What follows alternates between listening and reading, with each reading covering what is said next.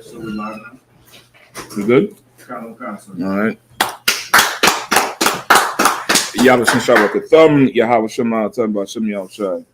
All right, tonight we are DC scripture breakdown and / law class. All right, so we're gonna get into the practical knowledge, you know what I mean, and give you the breakdown that you could take to the street, you could take to your classes. Any questions you have, definitely ask them.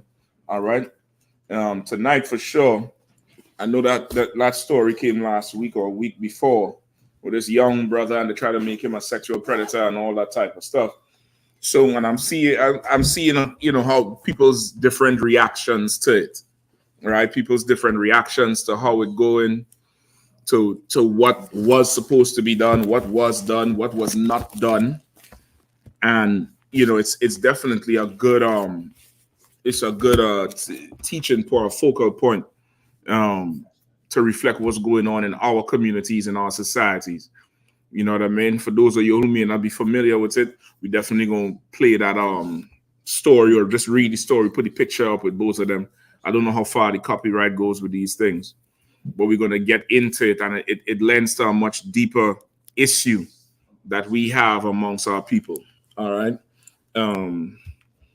Let me know if there's any questions online. All right, let me know if there's any questions in the class. Let me know if there's any questions online, and we just take it from there. No questions all right. Online right now, sir. No sweat. What number we have up? We have. Give them the number. The number to call in is 202-989-1950. 202-989-1950. I'm going to put it in the chat. You need somewhere to put? You got to put it right behind this oil thing here. I don't believe they have a holder just yet. Okay, come on. I think he's looking for a holder for that situation. You could twist you could put it at an angle. It's fine. I think that's all. Just keep it as straight up as you can. No sweat. It's up to you. All right. And that should be enough. All right. You run the number again, huh? The number is 202-989-1950. Right, 282-189. Say it again. 1950. 1950. Okay, so now you have that story. Pull up the picture of them, please. Y.K. Osiris and this girl Yahanna. Suki with the good, you know what, right? And that I'm telling you straight up, that ain't nothing good with that thing at all. There's nothing good about it, nothing good in it. It ain't good.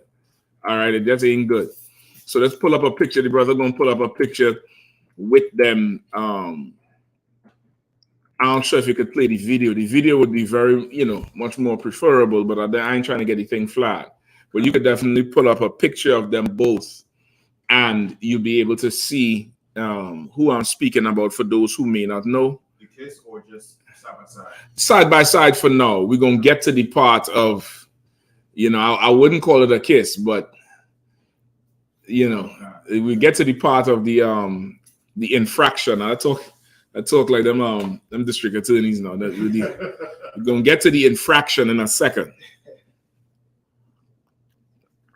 All right. Let me know once it's up on the screen too. Because we might have to start to incorporate this screen here a lot more. Especially on Wednesday with the second computer, all right? With the HDMI and everything like that. We had to figure out a way to do it so I could actually see what you see. Maybe I could see it right here too. Yeah. Wait a second. Are we good? Okay, no sweat. So,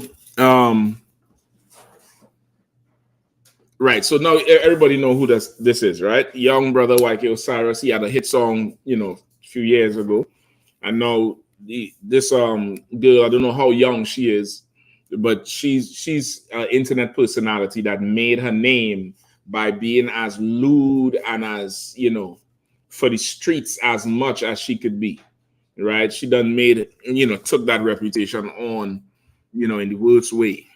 Right? And it again, for both of them, it comes from a background of being abused. It comes from a background of being, molested. You get the point? It comes from that type of background, that type of unsafe household that unfortunately some of us have grown up into, that type of unsafe environment when you're growing, where there's no protection from predators, right? And when there's no protection from predators, what's up? No. Oh, it's up? Right. When there's no protection from predators, you create a whole new being in the person you victimize. You create somebody who goes from one extreme to the next. It's like a pendulum, right? Or a spectrum. You create somebody who, because of the violation, associates the violation or associates the action with love or emotion, and then proceed to now seek it and embody it. Do me a favor, Kaga, you could take off this fan right here. This one time. Yeah. I told what right? They now seek to validate it through seeking that type of emotion and attach themselves to people who are, who would be attracted to that type of person. I'm trying to say word it in a way where everybody would understand. But basically, someone who's been violated, they either become very, very promiscuous, very, very loose about sex, very, very loose about sexual activity, very loose about how they portray themselves. Their image is changed. Their image could become very, very extreme in terms of trying to attract that type of attention from every and anybody, or they become extremely violent in an attempt to defend themselves from future predators. And that extreme violence could go from, you're going to get your young disenfranchised youth, whether male or female, who become prime candidates for, life in the street or gangs, or going into the church. You get the point? They go into the church. In the church, you would find them both, right? In any facet of society, you'd find them both. You'd find them both in the church, in the schools, in the gangs, everywhere. You're going to find the extremely violent, who will not let anybody violate them, and you're going to find the extremely passive or the promiscuous, who damn near flips the violation. So instead of this should not happen to me, it's now I want this thing to happen. You get the point? And that's the two sides of it, really, when something like that happens to young people, right? And the situation there with them both is damn near spot on with it. It's like they're both victims of being abused as children, right? He is the passive one. She is very promiscuous as well, but he also on the man side, he is that type. And okay, in the promiscuity, you will have variations of it. You're gonna have the person who is almost like a predator with the sexuality, almost like that. They're hunting using it. And you're going to find many, especially women who, take on take that position. In the promiscuity also, you could also find that weak, effeminate type of man, or that type of sister who is just, used to the thing and will never ever complain. And he falls into that too. He falls into that whole situation. So now you have some, I don't know what it was on, some talk show or something like that, some comedy show or something, and he comes up to her, and first he talks to her. They're talking back and forth. Now she has a persona of being very loose and doing all sorts of, vile things. I wouldn't recommend to anybody personally. There ain't no law against it. Do your thing, but I wouldn't be sharing a drink with you. I'll give you a special cup. You all remember them old school? You might go by your grandparents' place. It's like, no, don't use that one. Use the other one. That's why. Because they think you put in your mouth somewhere, ain't got no business putting it. You get the point? So they start talking, and of course, she's keeping up the persona. She's keeping up the persona of, I'm super sexualized, oversexed. Direct all your lust to me. That's the persona she's keeping up. You get the point? You can find a picture of her too. All right, like a separate picture as I'm talking about her. When I switch them, just find a picture of him. All right, or even some video clip of her doing whatever. No, not whatever. Salaki. A video clip of her just all right, and she starts talking to him in a very lascivious type way and saying how he can't handle her and she'll break him. Even that is for a woman is like, usually men talk like that. And depends on the man who talking. It could sound violent. It sound like, nigga, you bugging. When a woman talks like that, it's because she's taken on that man's spirit. She's taken on that, now she's the conqueror, which is why I say inadvertently you become a predator, just you using your sexuality to do it. You're not using strength and physical power, which 9 out of 10 times is how the first violation happened. Now you use the power you have, which is what? A man's weakness, his lust. You get the point? That's what you use. A man's weakness, his lust, or the society being oversexed. So most men in the world, of course, is full of that lust. So you could get close to somebody. You could, attract certain people around. So she's talking to him in that manner. I'm going to break you. I'm going to do this. You ain't ready for me. You can't handle me. And of course, simple as he could be, because he's just full of lust. Like 90% of our people out there just full of lust and can't be patient and don't have discipline. Now he decides to entertain her back. And somehow in the talking, he makes his way over to her. He gives her one of them passive hugs over the shoulder. He no permission to touch. He just went ahead and, give her the hug. And then he proceeds to kiss her on her cheek. She did nothing about it. Then he came back a second time and he grabbed her head and twisted it and kissed her. And then he looked around. He looked around like, laughing like this is what we do, but there's only men around, which is this. I mean, you see the video. You could damn near cut apart that whole video. It's only men around. The whole scene was like, this was familiar to him, with one loose girl and men around, and he's coming and doing whatever he wants to do, which is really what happens in our society. And that there just played out on the big screen when that happens in bathrooms in school and high schools, and sometimes elementary school. You get the point? That's what plays out there. That plays out in your church. That plays out at the sleepover. You get the point? Those things play out because he look around and he laugh and he laugh and he step back, then he goes back in again. He goes back in again and turns her face again and kisses her on the mouth. Now, mind you, this is a girl who talks about putting her mouth on a man's, rectum. I think that word's safe, right? I don't know. It's medical. It's medical for the TikTok people. It's a medical fit term.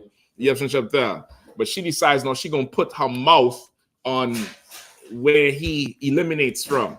And she makes a song, eat N-words, point of elimination. Eat a N-words, point of elimination. And supposedly it's a song that caught on. I don't know. I ain't sure too much. But if she's saying that and she's you gotta assume she's doing it, and you decide to open mouth kiss this bro just because you're close to a loose, promiscuous woman, okay, not only you are a predator, but there's also a lot of abuse that both of you all is displaying at that point. And the reason I wanted to get into this is because this is in our society. This right here is in our society, and it's in 90% of your celebrities, if not all of them. It's in the majority of your friends and your family. It's in that thing. There's something insanely weak. Let me just let you know straight off the break. YK Osiris was absolutely dead ass wrong for doing that to that girl. It doesn't matter if she's naked. It don't matter if she dressed like a stripper. It does not matter. The power, especially for a man and a black man at that, the power to say la is something very strong. Be able to reject something is masculine. to be able to turn it down. That's a very masculine thing where now you're choosing. When you do accept, you're deliberate in accepting it. It's not what she had a fat ass. It's not the alcohol. It's not, well, we was just in the vibe. It's not that. When you do decide to accept, it's because you deliberately did this thing. When you lose masculinity, you become so feminine and so passive that anything can go, and that's what happened. He did that. None of the men who were a lot older than both of them checked either of them. You get the point? Where you at now with it? You was able to get a video of it? I got the still picture of her on stage with her face. Okay. Well, that's enough of that one. I only had it for like 10 seconds. So no problem. If you could get the one where he grabbed her face. All right, that one where he grabbed her face, that one is absolutely, he's wrong for it, right? Even though she presents as somebody who is, loose, even though she presents as somebody who is promiscuous, even though she presents as somebody that, you can do this too, and nothing will happen to you.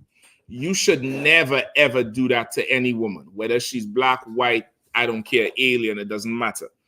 That there is absolutely weak. It's a weak position to take. You're not a man. You're emasculated.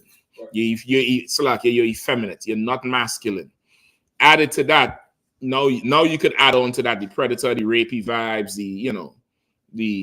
what else the other stuff they say? Whatever they say about it. I get the rapey vibes. He this, he that, whatever. He creeped me out. Add that to it. But the root of the problem is that you are so weak, you cannot decide. You cannot make that decision. And making that decision is everything about your masculinity. Right. The ability to judge, that's really what it is. To come in a situation and make a judgment on here or there or nothing. That's where your masculinity lies. But you have lost your masculinity. And this is something that pervades our society because of all the abuse that both men and women face growing up. Now, that's Yahanna. She's for sure a harlot. She's for sure a harlot. But this girl here has been abused herself badly, very badly. And that definitely doesn't give him the right to do any of those things that he just did. He is weak for it. He's definitely a predator. But more so, he's not a man. He's not masculine. Right, and I want to say he's not a man, meaning he was not raised as a man. He's a child. He's that victim who was himself molested. He's that victim who was himself abused.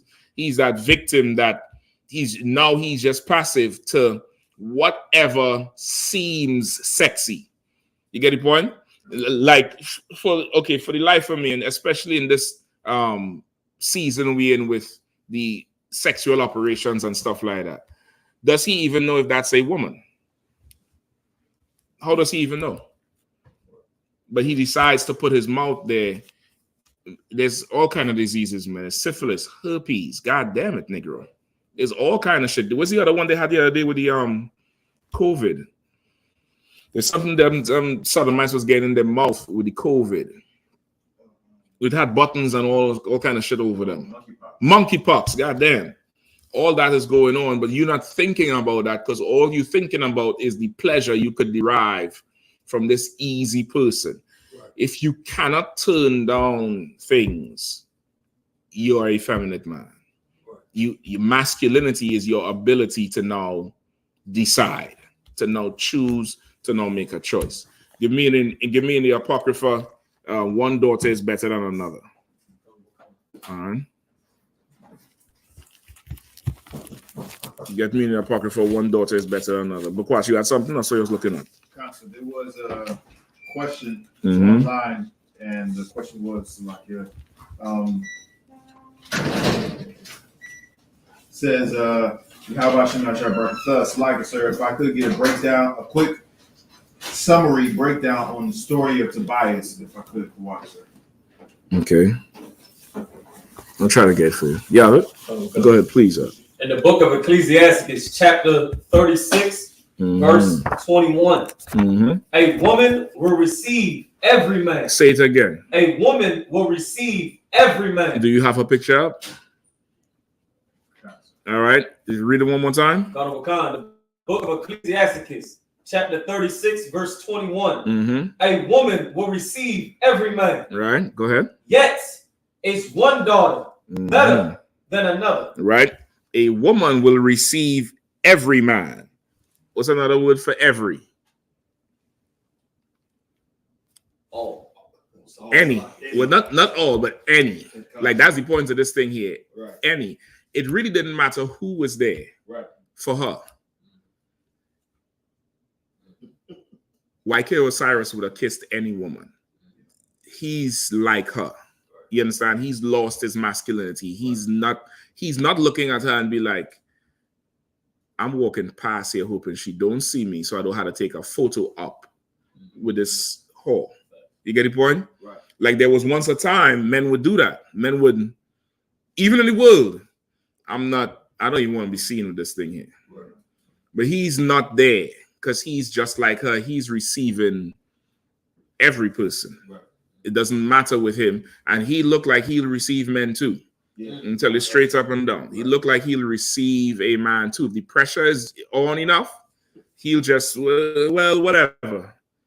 Right? He'll go take a long draw on a blunt and blame it on the blunt. Say he was high. But he looks like he's not capable of holding himself to a higher standard. You get the point? Read one more time. Verse 21. A woman will receive every man. Yet is one daughter better than another. Right? Yet is one daughter better than another. What does that part mean? One daughter is better than another.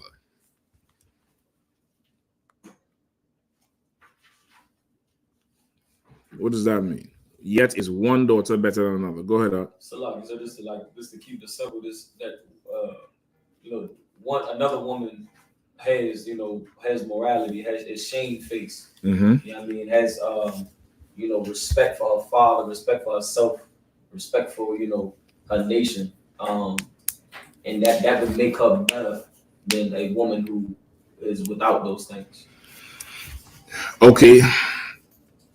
Yes.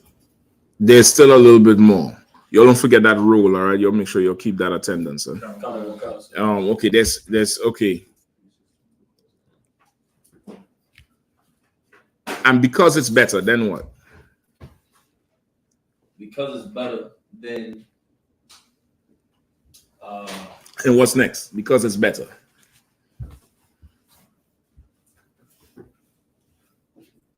A woman will receive every man.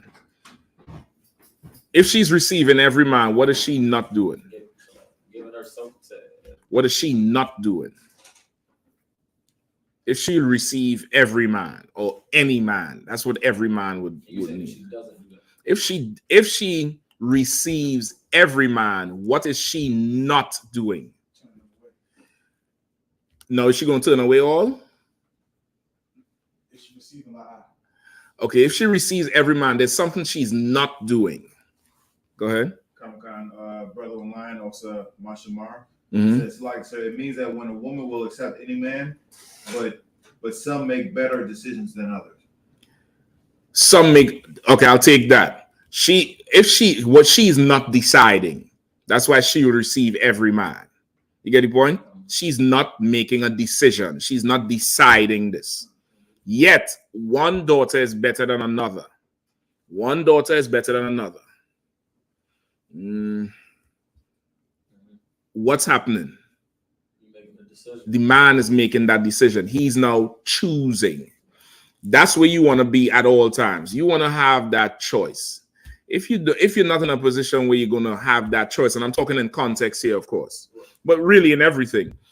If you're not putting yourself in that position, when I say putting yourself in that position, in the spirit, your spirit's supposed to always be, this is a deliberate thing.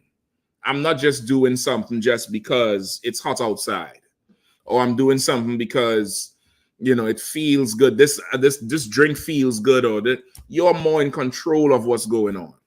That's a masculine trait to have. he did not have that there. He was more like the woman who would receive any man. You get the point? And that makes for a weak man, and that makes for a man who will violate you. That's the other part of it. That man who will violate you, who will hold your face and twist it and kiss you in front of everybody or fondle you in front of everybody and do it again and again. He's now, his spirit is now effeminate, like a woman's spirit, where he can't say, I don't want this, I want that. I don't want this one, I want that one. Just to be able to do that, you have to be masculine. Sisters are very indecisive, by nature. It's not a fault of women, but that's how you are, because somebody is supposed to tell you what to do. Somebody's supposed to say, you should do this, you should do that. If you indecisive, in your moments of being indecisive or not sure, you should have somebody to give you surety. You should have somebody to make that decision for you. But of course, because we done been so destroyed, we don't have that person who gonna make that decision. So she goes out and becomes Sukiana. You get the point? Now Twitter decides for her. Her fans decide for her. The oppressor decides for her. And that's that. But he should definitely have not ever gone down that road. And you should never go down that road either. You should be in way more control of yourself. Absolute more control of yourself, and never, ever, ever put yourself where now, well, I just had to. It's Sukiana. Like, I don't know what the hell he thought he was. He done kissed every Negro's behind that she done did what she said she was doing in that song. And to him, this is what? Something great? Like, you couldn't just say, good song, girl, and give her, a high five or pat on the shoulder, see you doing your thing and keep it moving. He has to violate her because, of course, that's the culture. And that's what was done to him. That's what he does. That's what he does. And now all your music and all your wonders you did before, now everybody's gonna know you as the chump who tried to force a whore. Like, think about how low you have to be in your spirit and your element or your ether, whatever them conscious people say, where you have to force a whore. Like, something's desperately wrong with you. Something's absolutely wrong with you, and it's not masculine at all. Give me the scripture one more time. The book of Ecclesiasticus, chapter 36, verse 21. A woman will receive every man. Yet is one daughter better than another. Yet is one daughter better than another. Give me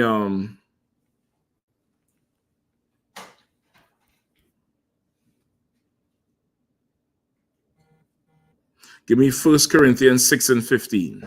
All right, give me 1 Corinthians 6 and 15. The book of 1 Corinthians, chapter 6, verse 15. 15 and 16, please. Verse 15. Know ye not that your bodies are the members of Christ? Shall I then take the members of Christ and make them the members of an harlot? Right, so read that one more time. 1 Corinthians chapter 6, verse 15. Know ye not that your bodies are the members of Christ? So he's asking a rhetorical question. You don't know that your bodies are the members of Christ, like you make up the body of Christ. You part of something that this is not you anymore. You part of something that's far greater than you, far bigger, that's going to outlive you. Like you part of this nation who he's in charge of. Go ahead. Shall I then take the members of Christ and make them the members of an harlot? Right. Shall I then take the members of Christ and make them the members of a harlot? How do you do that?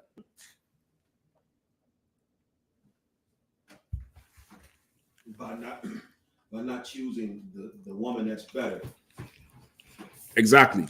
Like you go marry a whore. Right. You go join yourself to a whore. Now, a kiss doesn't make marriage, but what he did there was just now this thing is following him. It's following him all over the place, and he didn't have to do it.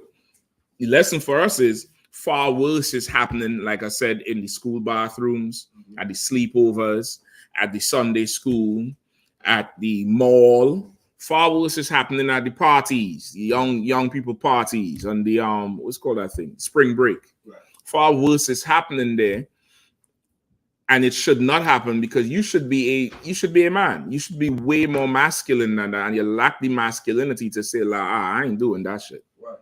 You lack that masculinity to stand on it and be like, nah, this is wrong, this is right. Versus, well, it's whatever. It is what it is. Right. I ain't knocking it. It's on you. That's a very effeminate type of spirit. It's absolutely effeminate. And you're going to join yourself to a harlot. Go ahead. God forbid. Mm-hmm. Verse 16. What? Know ye not that he which is joined to an harlot is one body? Right. Don't you know that you join yourself to a harlot? Now you and her one. Right. You and her the same. What's the proof of that? STDs. It's the proof of that, which is what that white Osiris could have had, probably did get. I don't know. But that girl is, she's our sister, but she's dirty. That bro is unclean. She need a few 7 days. A few of them, and she to buy that in bulk, like in Costco, a case of 7 days. She's not clean. I'm trying to tell you, she's unclean. And for brothers in the world, you should have a very high standard. This internet doesn't make every broad seem clean to you. But without the Facebook and the damn Instagram, you would have to see her every day coming out the damn house, and she can't trick you with filters and lighting and the old ring light and the poses and this and that. She can't trick you with that. And another thing you're getting tricked with is the attention. You don't see 300 likes in your. This is how you internalize it in your mind. Well, she must be bad if so many people like her. When that ain't true. You just equate. You just in the same lust as them. You get the point? You're in the same lust as them, and you wouldn't understand what you get into until later on, when this thing done turn into something absolutely horrible for you. Absolutely horrible. You should have a certain amount, a certain standard for yourself, and never ever compromise on it. Right. Never compromise on it. Stand on it, and you're gonna have to be a man to do it. You're gonna have to be masculine. You're gonna have to be strong. It's a certain strength and discipline that makes masculinity. Why? Because to stand on your decision, you're going to suffer consequences. Right. Any decision you make, even the decision to not decide. The decision to not decide is still a decision. It's still a decision. You're going to suffer consequences for it. Right. So now to go through them consequences, you're going to have to have some sort of masculinity. This world wants you to look at masculinity as something toxic. It wants you to look at masculinity as something that's you too extreme, or it's old and archaic, or you dead, or you boring, or whatever. Because this world wants you passive for everything they put in front of you. That's really what it is. It wants you passive for everything, when your masculinity is damn near like a defense. Like, nah, that don't look right. I don't like that. Don't do that no more. Don't bring that here. That's a masculine spirit. Right. You get the point? That's you're making a decision now. This world does not like that situation. This world wants you to be open-minded. Right. That's the best way. The open-mindedness is the opposite of masculinity. Right. You get the point? And for sisters, you don't have to be masculine, but your father is going to be masculine, and he's going to give you to a masculine man. You wouldn't have to worry about masculinity. Children wouldn't have to worry about it because the fathers would be in the home. But now you see why there's such a push, such a war, such a fund of the budget that they use to fund this war on black men is ridiculous. To assassinate black men's character, to assassinate black men's spirit, that's an eternal war this oppressor has had on us for thousands of years. Right. It's to take away your masculinity, because once you're not masculine anymore, your nation is destroyed. Precept. How can you spoil man's goods unless you first give it to me? Mark 3:27, 3:29. 3:27. Mm-hmm. Mark chapter 3, verse 27.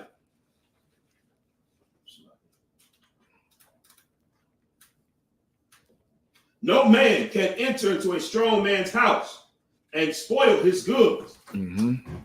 Except he will first bind the strong man. He would bind the what? Bind the strong man. What kind of man? The strong man. Exactly. That's the important part here. Right. And the strength here is not talking about physical strength. Right. The strength here is talking about that spiritual strength, that masculinity. Right. He don't have to, you notice he didn't say just bind the man. He said bind the strong man. Right. Like Osiris, this is, Salaki. This is not to beat up on him. This is an example, because what he did is what happens everywhere. It happens everywhere. These type of violations happen all the time, and it's because that's the spirit in this place, to be so like fluid. You be so fluid. That's why they have these words like what? Gender fluid. Say again. The spectrum, sir. The spectrum, yeah, gender fluid. You have what's the other word they use? I forget the other one. But that gender fluid is so, right on it. Because they want you to just be they want you to receive. They want you now to have the entire society has an effeminate spirit. Right. You get the point? It has an effeminate spirit. What's up, man? No, he just had to do this. Okay, no sweat. The entire society has an effeminate spirit, which is why every song on the radio is about women. Right. It's about how much she miss her and this and that, and even the YK Osiris, and he said he'll give her the world. Yep. I'll give you the world, baby girl. You don't. He said you ain't got to be perfect. Right. Well, that's why he kissed Sukiana. Right. What do you mean you don't have to be perfect? Right. Salaki, you better have some goddamn stance, some sort of level. Right. Like what am I getting with you for sex? Right. You got to be something. You got to be perfect in some way, some standard. But if you ain't even got to be perfect and you get the world, you're passive, you're effeminate, you're not choosing, you're not making a decision like, I'll never get with her. But see her, yeah, she could get, yeah. She could take my name. She could be associated with me. You get the point? That's a very masculine way to be. And it's going to translate throughout your whole life, where you able to now stand on things as they come across you.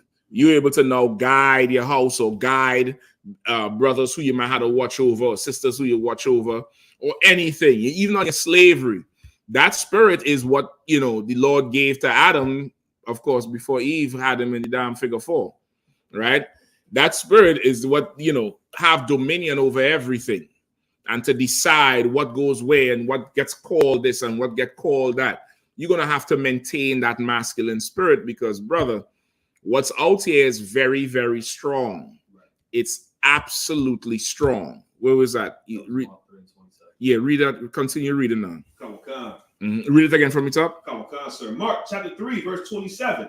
No man can enter into a strong man's house and spoil his goods, except he will first bind the strong man, and then he will spoil his house. Go ahead. Verily, I say unto you, all sins shall be forgiven unto the sons of man. No, give me no, Saki, read it again from the top.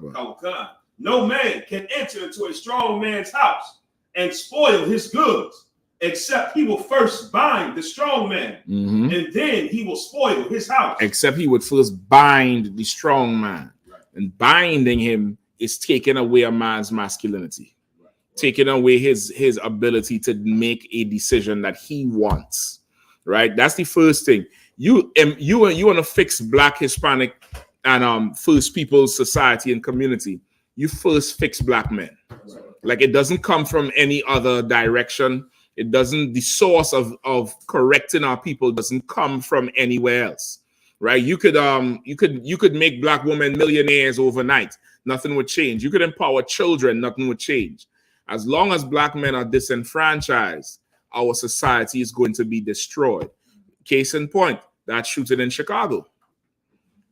If that sister had a husband, would that have happened? If she had a strong man, would that have happened? Break it down. Who she would have called instead of her son? She'd have called him. Before she made the call, what would have happened? See where you're at. Before she made the call, I would think she wouldn't be in that situation Break it down. because her man would have given her guidance on if this were to happen. Okay, you saying it nice. He would have given her guidance? What the hell are you talking about? He would have told her what to do if X, Y, and Z would have happened, certain situations happen. Okay, even that is not practical. Because you don't sit with your rib or your kids and run through every possible scenario because you can't. You would, okay, you know what they was fighting over? I had to call my Okada and do a whole, reconnaissance on this shit. Okay, I damn near don't even want to say it because this shit sounds ridiculous. Apparently, there was one more pork chop in the back. And they was fighting over who was going to get it. And that's what Captain Malcolm told me. You'll check Captain Malcolm out Friday, brother, on the Round Table of Truth. I believe he's going to talk to the either the man's sister or the mother's little sister. But they was fighting over that. That's what started the whole argument. You get the point? Come on with it now. I'll say don't argue with no man. Okay. Don't argue with no man. Now, how does that look? How does don't argue with no man? How does she learn that? So like, okay, she would call, like as the situation came up, and like she in the heat of the argument. Okay, she not as disciplined, like she not bridled in all the way. Mm-hmm.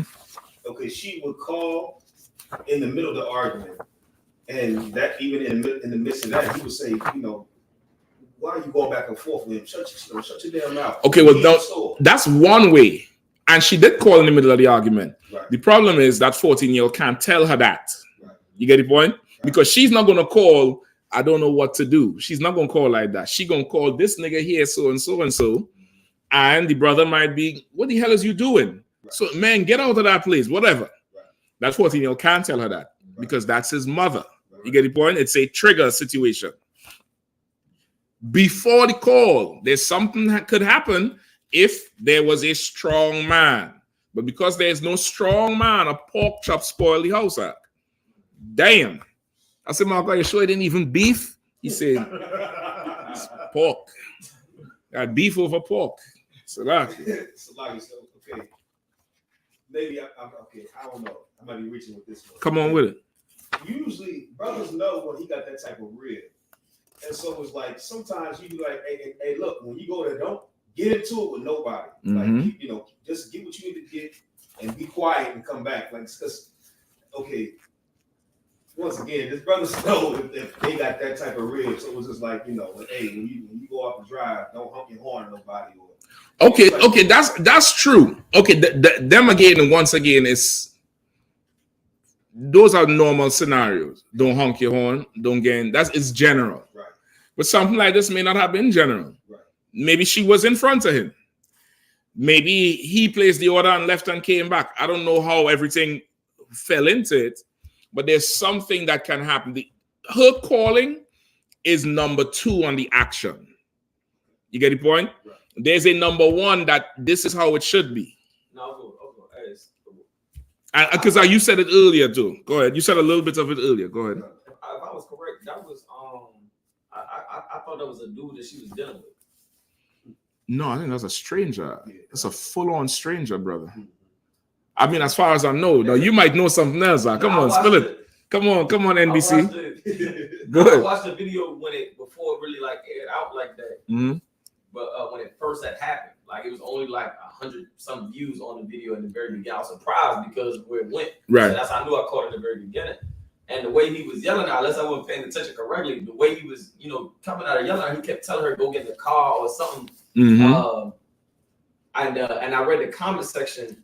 They were saying, and some people in the comment section were saying that they was together. I don't think the people knew what was going on. I don't think he was telling her go get in the car. She had made the comment, I think, about the car with sending the boy in there, go get the strap. And he's like, oh yeah, go get it. Because again, Jake and thinking, everybody make threats. Everybody. So he's like, well, yeah, go ahead, do it. Right. But he didn't know. You get the point? Go ahead, It's like I said, if I may, okay, a woman that has a man is bridled more than a woman without a man. Meaning she's under authority. So like you're right. Her responses to another man is not the same as a woman who's not underneath authority. That's true. Okay, and that's one scenario. So we already established she does not have a man. That's known. She ain't got no man. Right. For sure, she ain't got no man. There ain't a man close enough that even the 14-year-old could have called. Right. You get the point? There's not a male figure in there who has dominance, who makes decisions. Right. He's the decider. There's no person like that. Now, the scenario I'm giving you is if there was a strong man there, she would have called him. Right. I'm saying that's number 2 on the option. That's B. That's plan B. There's A. There's number 1. There's something that should happen before you even think about a call.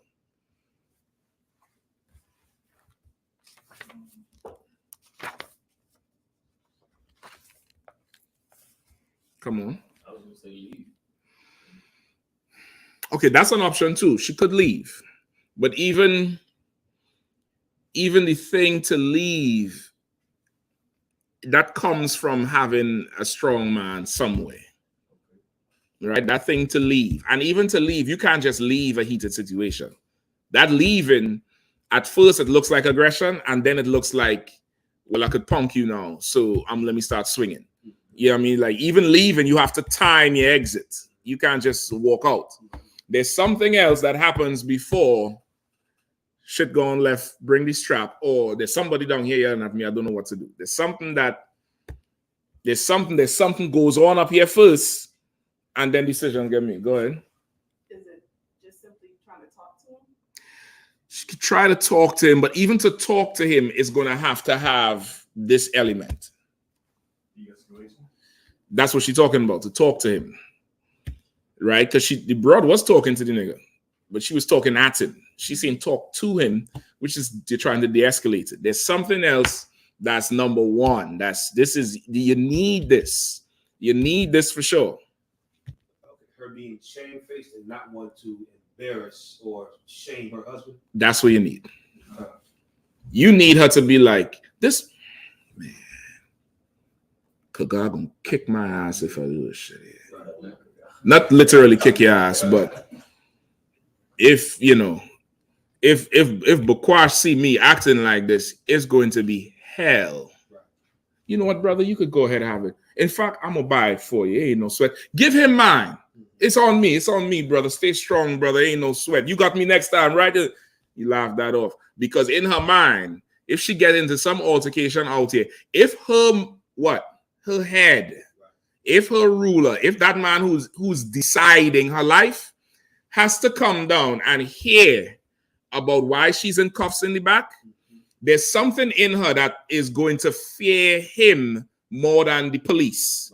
You need that. And when I say fear him, I'm not talking about for physical fear, like he's beating on her. That's another form of the weakness of being indecisive. You get the point?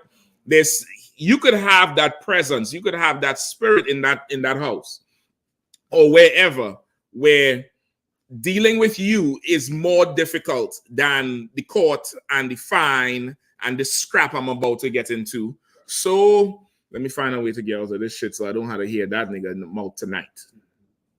And that's that. You need that. If that's not there, then she had to call you. Now, it could have stages in it.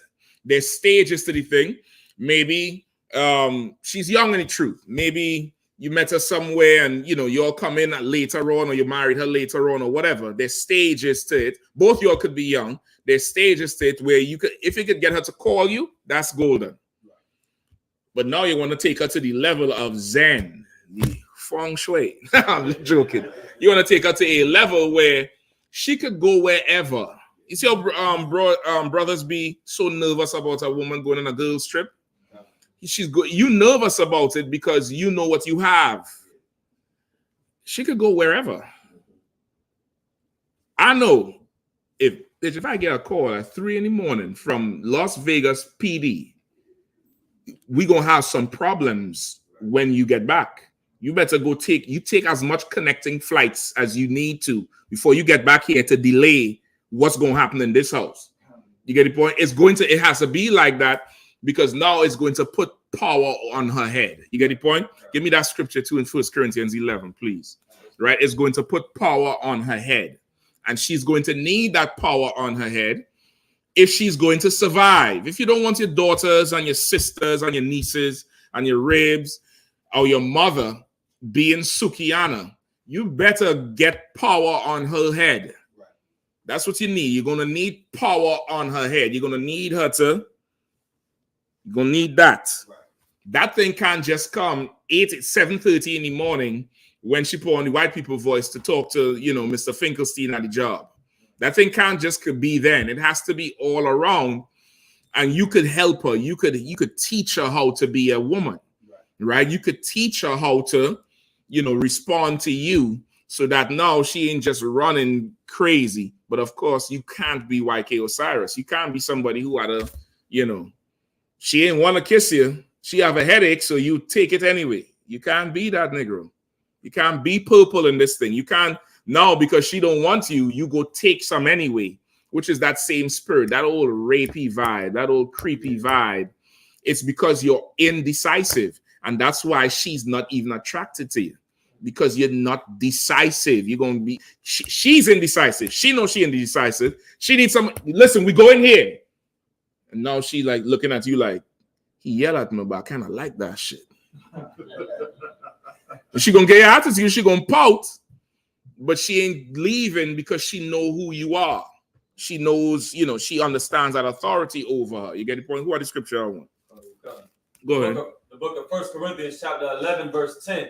For this cause ought the woman to have power on her head. Read the scripture above it. Verse 9.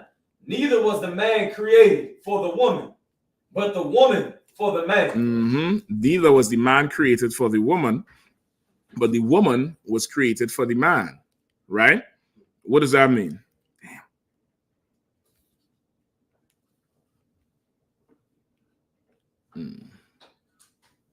As well. What does that mean?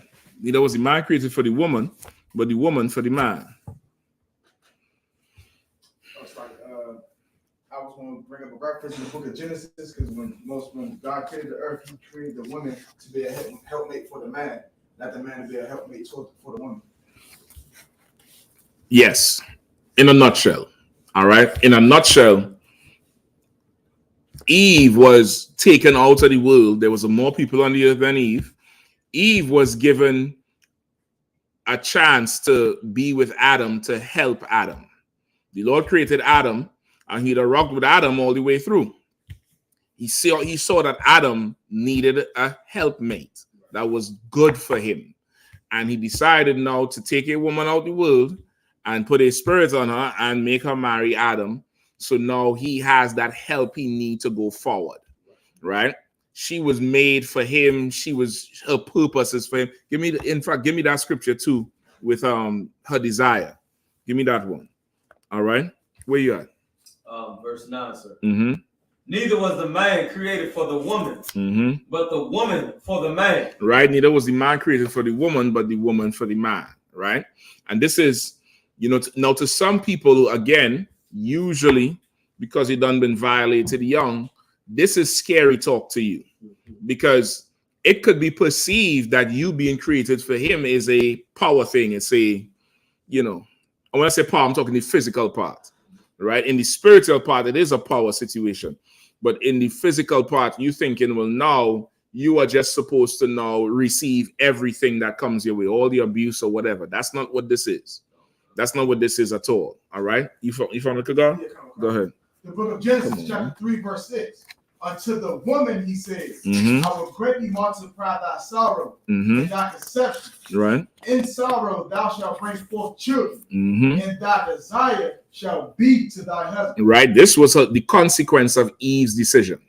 This was a consequence. Right. He would greatly multiply her sorrow and childbearing. That's why a human woman goes through way more pain than a rhinoceros, than an elephant, than a cow. Have you ever heard a cow scream giving birth to a calf? And that nigga had got hoofs, and is bigger than a baby. But this is the consequence of the decision. And of course, one of the consequences is that so that this does not happen again, you are going to have power over your head, like it said in Corinthians, right? You are going to have power over your head, which is read the last part of that, Kaga. It's like, and that desire shall be to thy husband. And your desire is going to be to your husband. What does that part mean?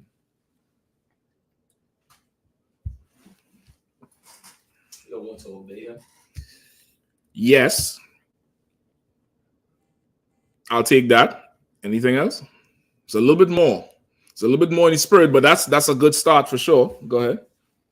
Is it everything that he desires, everything he tries to fulfill, she's gonna make sure that she does? That now becomes her desire. Right. Her desire shall be to her husband, meaning her desire shall be to her husband's desire. Like what he wants is what she wants. You get how you know you have the Holy Spirit. Because what you want, what you do, what you eat, what you wear is what the Lord wants, what he wants you to eat, what he wants you to wear. Her being a good wife is if she whatever is your desire, that now is like that motivates her. Oh, you want to get this? Oh shit, let's do this. You get the point? Just think CEO and office manager. Just think that, just that dynamic where everything is organized for him. She coming up with the solutions for this, working on the schedule so he could be better. And by him being better, everybody get better, including her. You get the point? I think that type of scenario, that was the consequence of her actions. Because again, this is Eve, right? She gonna need somebody to make decisions for her. She can't make them decisions herself.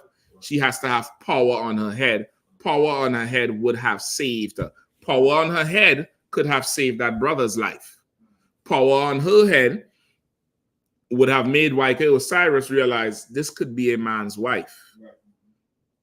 And I could not just violate her, but he might come looking for me. Let me keep my hands off this brother's rib.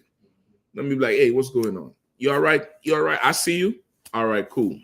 Go ahead, So I just had a question. Mm-hmm. So, according to the scriptures, the Most High said that, and her desire will be unto her husband. Mm-hmm.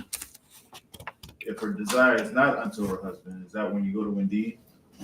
Indeed. Don't go to Indeed. Be filled? Don't go to Indeed. There's porn everywhere. What you want to do is you're gonna call Jeremiah and get some counsel. That's what you want to do first. You call your camp leader, you work out to get some counsel. Because sometimes things could be fixed. You just don't have the tools to fix it. You get the point? Things could be fixed. Don't give up on the bro just yet. Don't give up on her. Take her ass to counsel. Hell, don't wait until she take you. She take you to counsel, it's gonna be bad. You drag her up in there and lay out every goddamn thing. All the videotape, pull the videotape with her talking out her neck and turkey necking and doing this whole world with her whole neck going all over the place. Bring her forth. You get the point? Now, sometimes in a situation like that, the thing could be fixed. It could be something that you're not doing. You get the point? It could be you might need to be more decisive. You might need to check her. You might need to do certain things. Or this might be something where, the Lord had to deal with her because the spirit she's giving you is because she's following another man's desire. She following somebody, and not just her. You following somebody too. And if you're not following the Lord, brother, you're surely following Satan. So if she's not following you, who's influencing her? So it's got to be somebody else.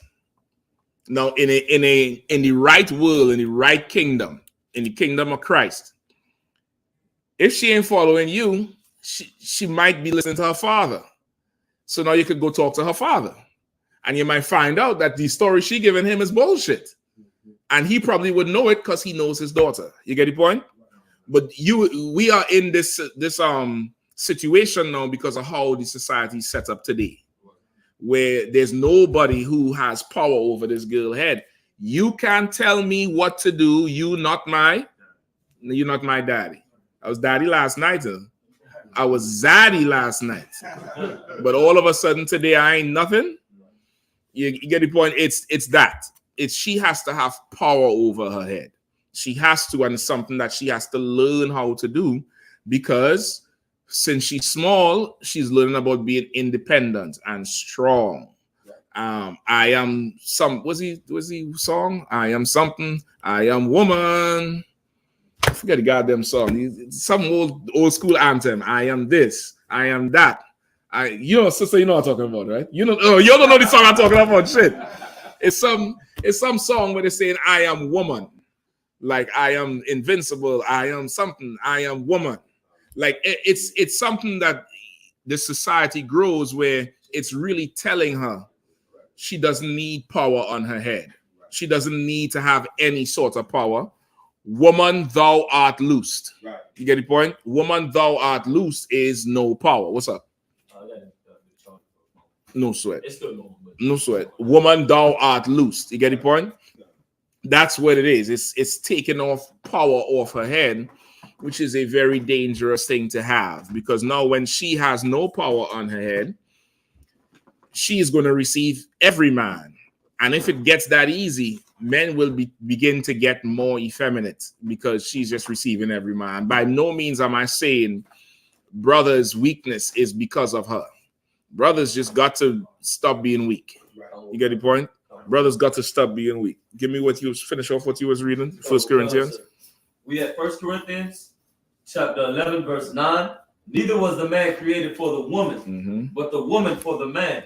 For this cause ought the woman to have power on her head. Right. For this cause ought the woman to have power on her head, to be under authority. Go ahead. Because of the angels. Because of the angels, meaning what? What does that mean? Because of the angels. Go ahead. Just like the angels watch over us, the Most High, they have somebody watching over them as well. God is their head as well. No. I thought you were saying it the first time. Because of the angel.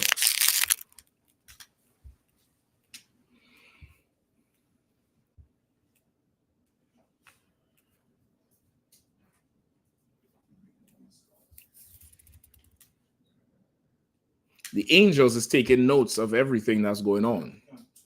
So because the angels is taking notes, she needs to have power over her head so that the angels don't carry a bad report. You get the point? It's that. It's you're helping her. You're helping her by giving her boundaries, by giving her a standard. Giving a woman a standard is a help. It's damn near like medication. Because now you're giving her a purpose. You're giving her a purpose to do something,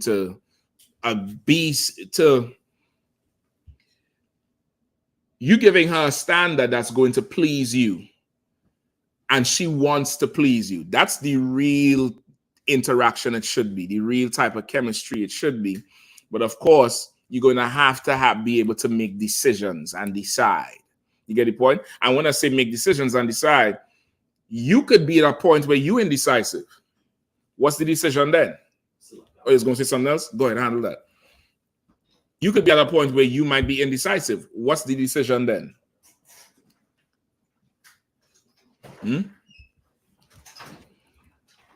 Because you sure as hell ain't going to know everything. Right? Are you just going to stay indecisive? What are you going to do? You decide to call. When you don't call, what's the decision you're making?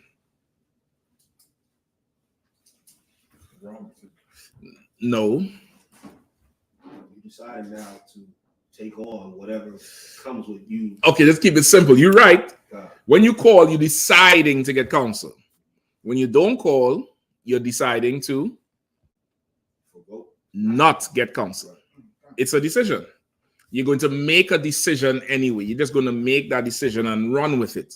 And you're going to and by deciding to not get counsel, you're deciding to deal with the consequences of your actions and your decisions.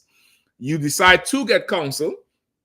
Now you have something to go off of, a path that somebody already walked, something that somebody already did, but now you're making decision. You're making a decision also comes with a certain amount of personal responsibility where you taking responsibility for it.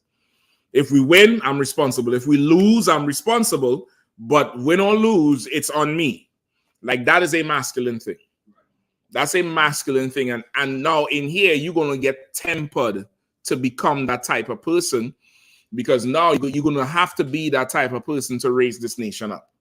You're going to have to be able to take responsibility and count the cost and know when to go left and know when to go right and know when to roll it all and bet it all and know when to be conservative. You get the point? You're going to have to know it and make a decision. You understand? You was going to say something else? Who could pick up from where the brother was? Read it again. Read that last part where he was at. Right? For this cause. So like, then somebody give me First Ezra chapter 3. And just hold that. There was something else. First Ezra 3. I think Ecclesiastes. Go ahead and read on. Okay. 1 Corinthians chapter 11, verse 10. Mm-hmm. For this cause ought the woman to have power over her head. Right. Because of the angels. Mm-hmm. She ought to have power over her head because of the angels. Give me Ecclesiasticus 36 and 24. 24 and 25. Ecclesiasticus chapter 36 and 24. He that getteth a wife beginneth a possession, a help like unto himself, and a pillar of rest. Right? Read it one more time. He that getteth a wife beginneth a possession, a help like unto himself. Right? A help like unto himself, which is her desire shall be to her husband or to his desire. Her taste shall be to his taste. How she dresses is how he likes. What she's going to find what she likes within what he likes. You get the point? Because, of course, this world is so adamant about taking away a brother's right to rule, a brother's right to be masculine and to be dominant.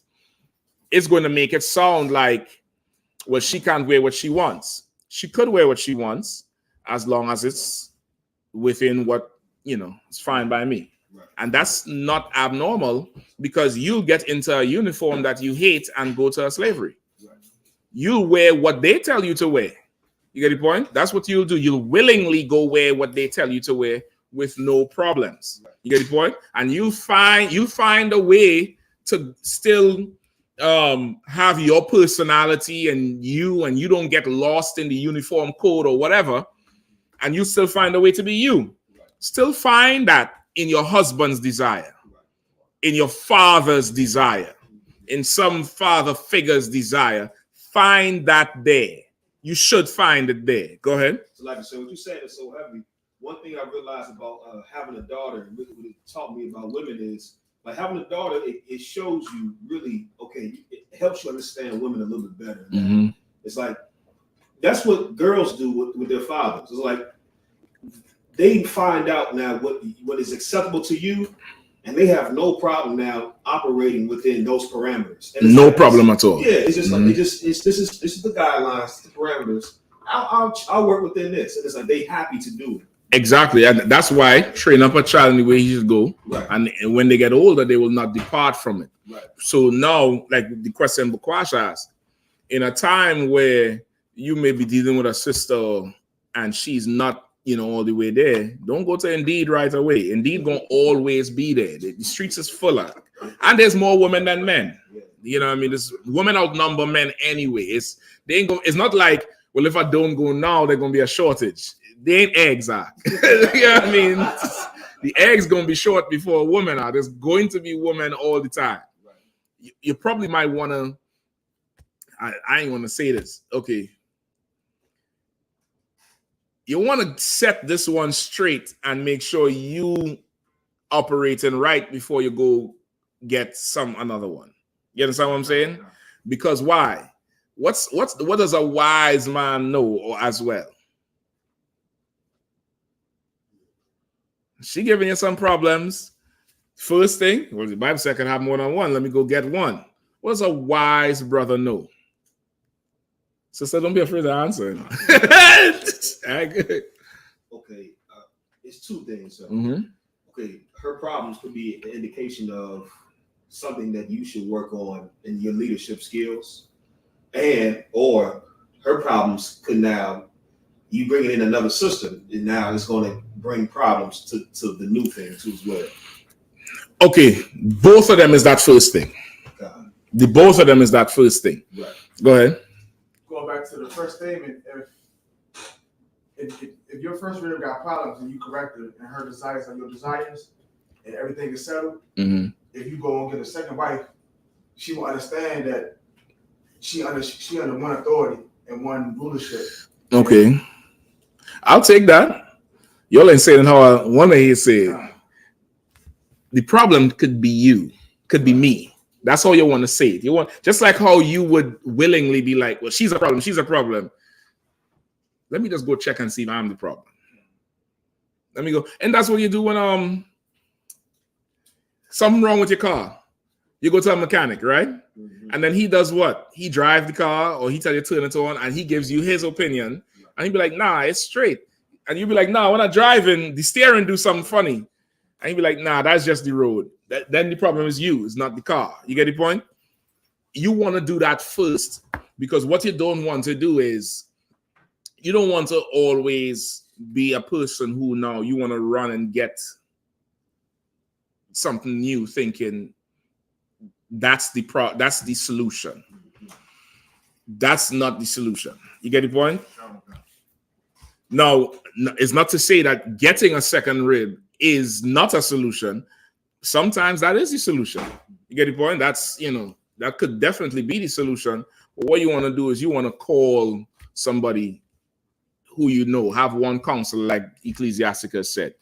In the school, John Hyman gives excellent marriage counsel. You could talk to your camp leader. Your camp leader set it up, or you could call them directly if you have that, that the number to call, and you set up for that, or you call and just get counsel yourself. And you want to hear this and hear that, and it might be recommended that, or it might be recommended marriage counsel, or it might be recommended that this is what you do. Go and do this. Start doing this. Start doing that. See how that works. You're going to get some sort of thing.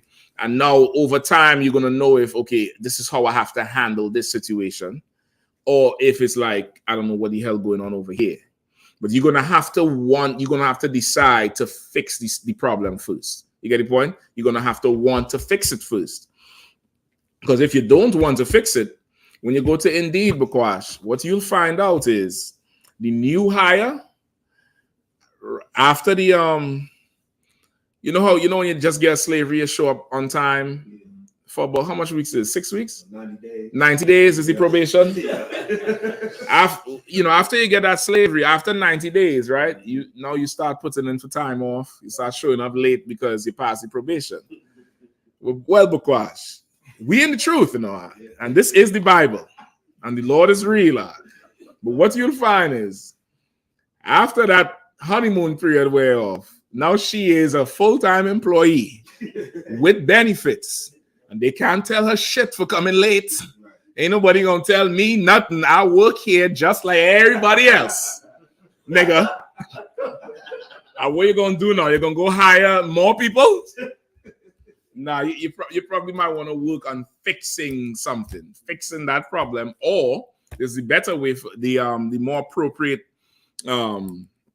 way to put it because of the context of the class.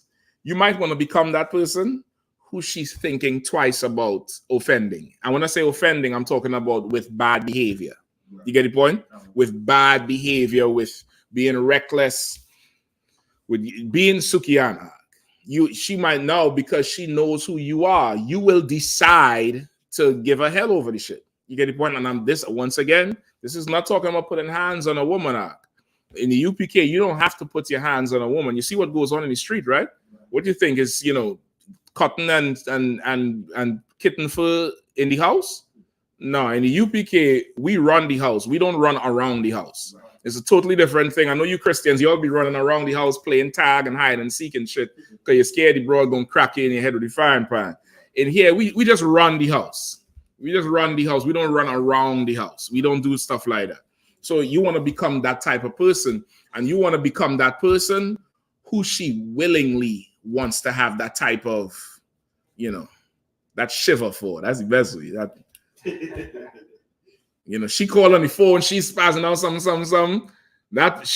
You on the phone to the point where she had to do this. Like she had to watch the voice come through the phone. And when she done, her whole tone changed. Can I do one? Yes, I do one. No problem. Right. And that sets her, that now she's regrouped now. Right. Now she's regrouped. What you don't understand, a woman's freedom, it destroys her mind. It destroys her spirit because she don't know what to do with the freedom. Remember, she's undecisive. She don't know what to do with the freedom. The freedom that's not for her. It'll destroy her spirit. You don't want that for her. Read the scripture again. Ecclesiasticus 36. 36 and 24. Mm-hmm. He that getteth a wife beginneth a possession. Once again, it begins a possession. To begin something, you have to decide to do it. Like you start a race. Right. You don't just accidentally fall into a marathon. You don't get drunk one night and wake up in a marathon, right? That some people do.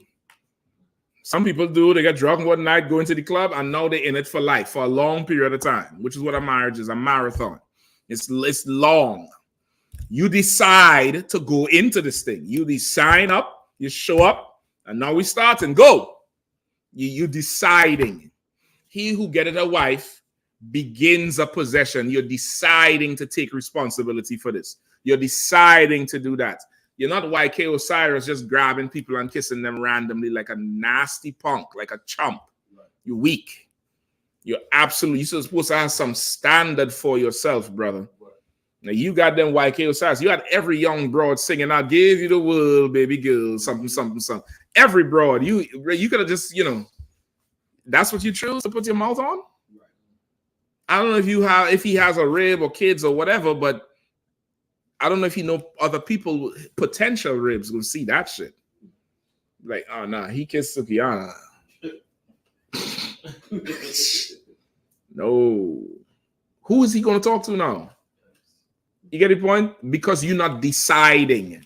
You deciding that's who you're supposed to be. Keep going. A help like unto himself, mm-hmm. and a pillar of rest. Verse 25. Where no hedges, there the possession is spoiled. Right. A help like unto himself and a pillar of rest. She's a pillar of rest. Why?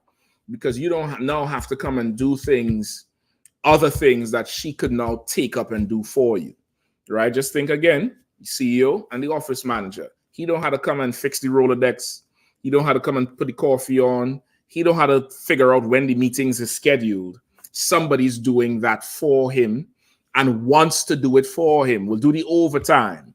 We'll make extra calls. We'll do this and that to make sure that person's job function is way easier.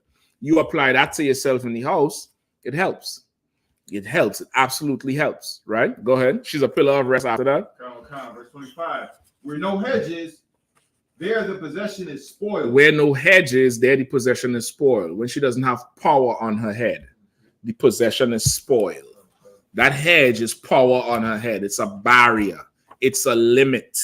Sisters, you all need a limit. I know y'all don't want to hear that. Y'all on TikTok signing off. No, ain't nobody going to limit me. No sweat. All right. You need a limit. You got too many baby daddies.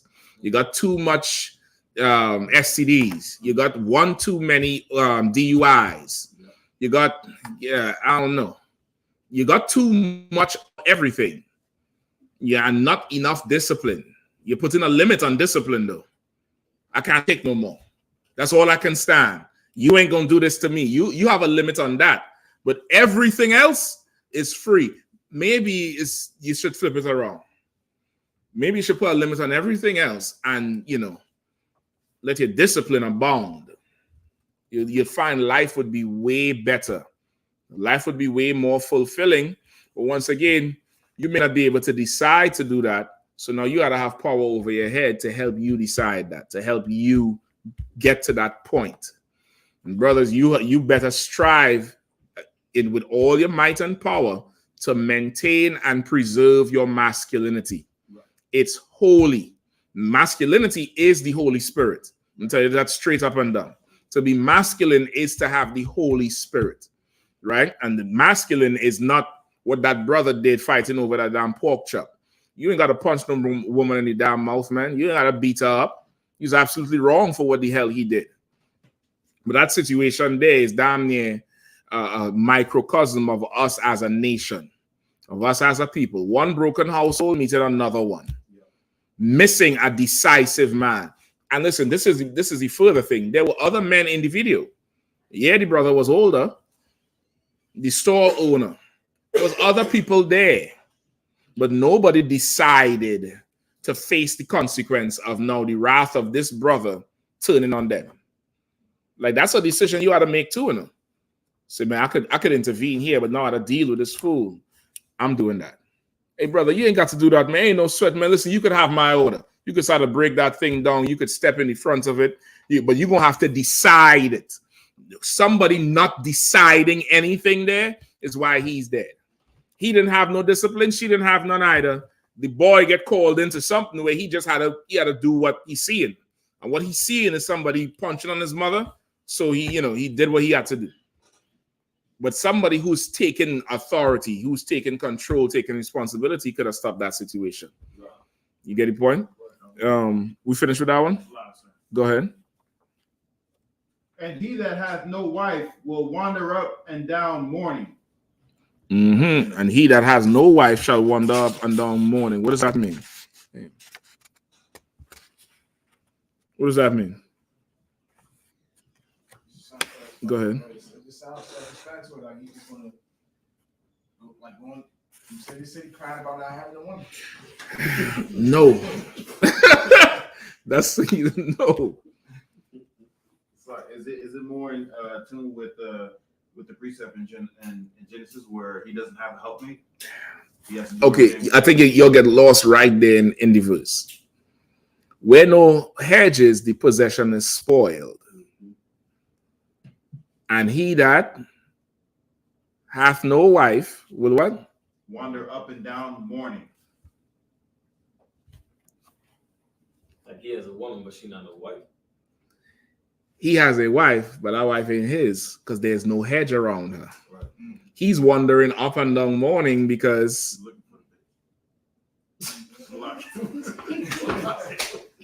he's looking for her. You seen her?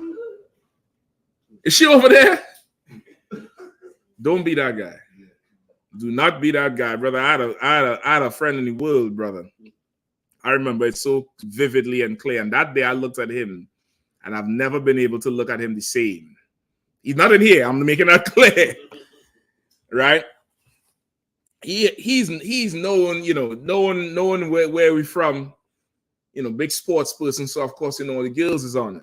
So he have a ton of girls he play with, but he have this one who is, princess in a glass. And of course, the end of that is usually people coming back and telling her what he's doing. So she's going to want some get back. But of course, her demeanor, you would never, ever think it. Brother, she got some get back and this broke him.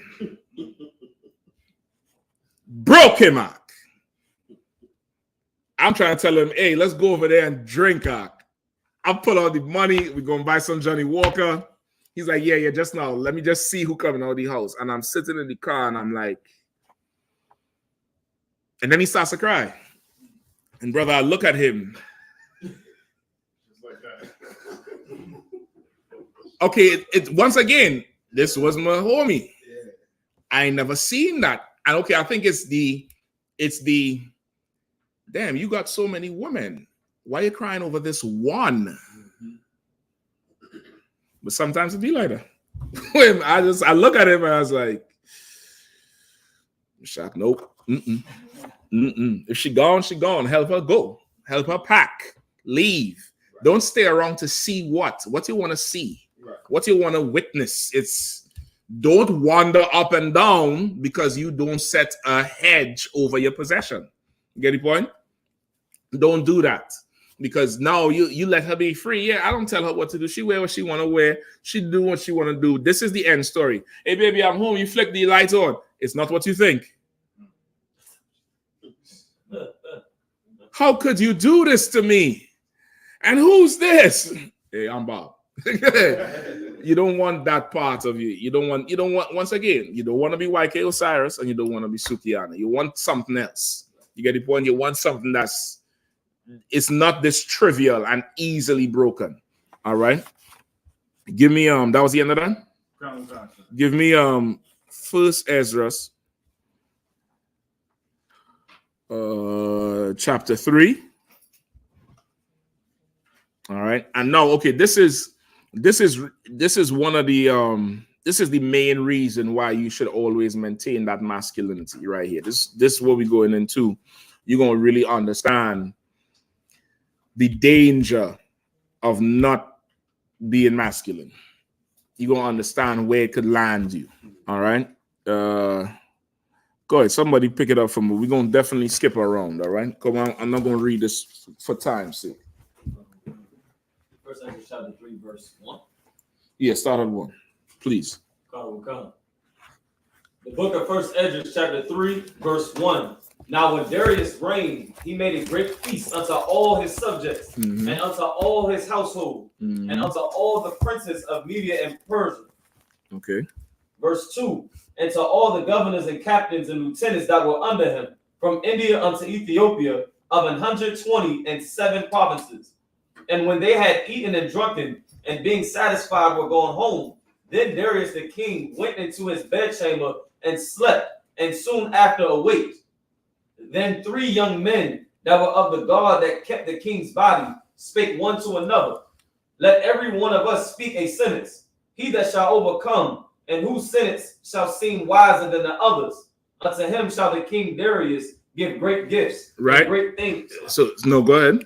And great things. Great gifts and great things. And great things in token of victory. What verse you at now? Oh, verse 5. Right. So now, after this feast, these young men there, and young men, of course, he gets into idle banter, right? Which is why I give you all so much work, so you can stop talking so much shit. Right? Young men get into idle banter, and then they go end up in a council. Right? So getting a council with the job, with the labor, you'll always win. Right? Anyway, I'm joking, of course. But they get into this talk and they're saying, let's see, really what they're saying is, let's see which one of us is the wisest. That's why you say, let every man say a sentence and we'll see who, read it again. What do you say? Let every man say a sentence. Let every one of us speak a sentence. He that shall overcome, and whose sentence shall seem wiser than the others, unto him shall the king Darius give great gifts and great things in token of victory. Who decided who had the wisest sentence? I'm the greatest rapper alive. I know you heard that before. Who decided that? That's just what young men do. I'm the greatest. I'm the GOAT. Everybody's the GOAT, right? Everybody is the GOAT. Lil Wayne is the GOAT. Jay-Z the GOAT. Biggie, Tupac. Everybody's the GOAT. It's just an ego thing. So they're just, amongst themselves talking, and let's each say a sentence, and let's see whichever one seems the wisest. Darius gonna give this, that, the other, blah, blah, blah, blah, blah. Right? Go ahead. Verse 6. As to be clothed in purple, to drink in gold, and to sleep upon gold. Young idle ambitions, just without purpose, to be clothed in purple. So I told you he had the ambitions of a young adolescent girl. I think I bring that up a few weeks ago, right? Ambitions of artsy young girl. The brother put a video, a picture today, saying that this comic book was illustrated by Bishop Nathaniel. I told you, listen, be purple, man, and don't lie. That color is something else. Anyway, go ahead. Verse 6. As to be clothed in purple, to drink in gold, and to sleep upon gold, and a chariot with bridles of gold, and a head tire of fine linen, and a chain about his neck. Right, that little too niggery for them. They're gonna stop at the purple though. The rest of the stuff you could keep that. That's too much nigger shit. Headpiece and chains. They don't want that. But once again, this is just young brothers, just just youth and halfway proud, halfway arrogant, talking amongst themselves. You get the point? Go ahead. Verse 7, and he shall sit next to Darius because of his wisdom, and shall be called Darius his cousin. And then everyone wrote his sentence, sealed it, and laid it under King Darius his pillow. Right? So they really, you know, doing some young man shit right here. Anyhow, skip to verse 10. Verse 10, the first wrote, wine is the strongest. The first one wrote, wine is the strongest. Go ahead. The second wrote, the king is strongest. The third wrote, women are strongest. All but right. above, right. The first one wrote, wine is the strongest. The second wrote, the king is the strongest. And the third wrote, women are strongest. Go ahead. But above all things, truth beareth away the victory. Right. But above all things, truth beareth away the victory. Break it down.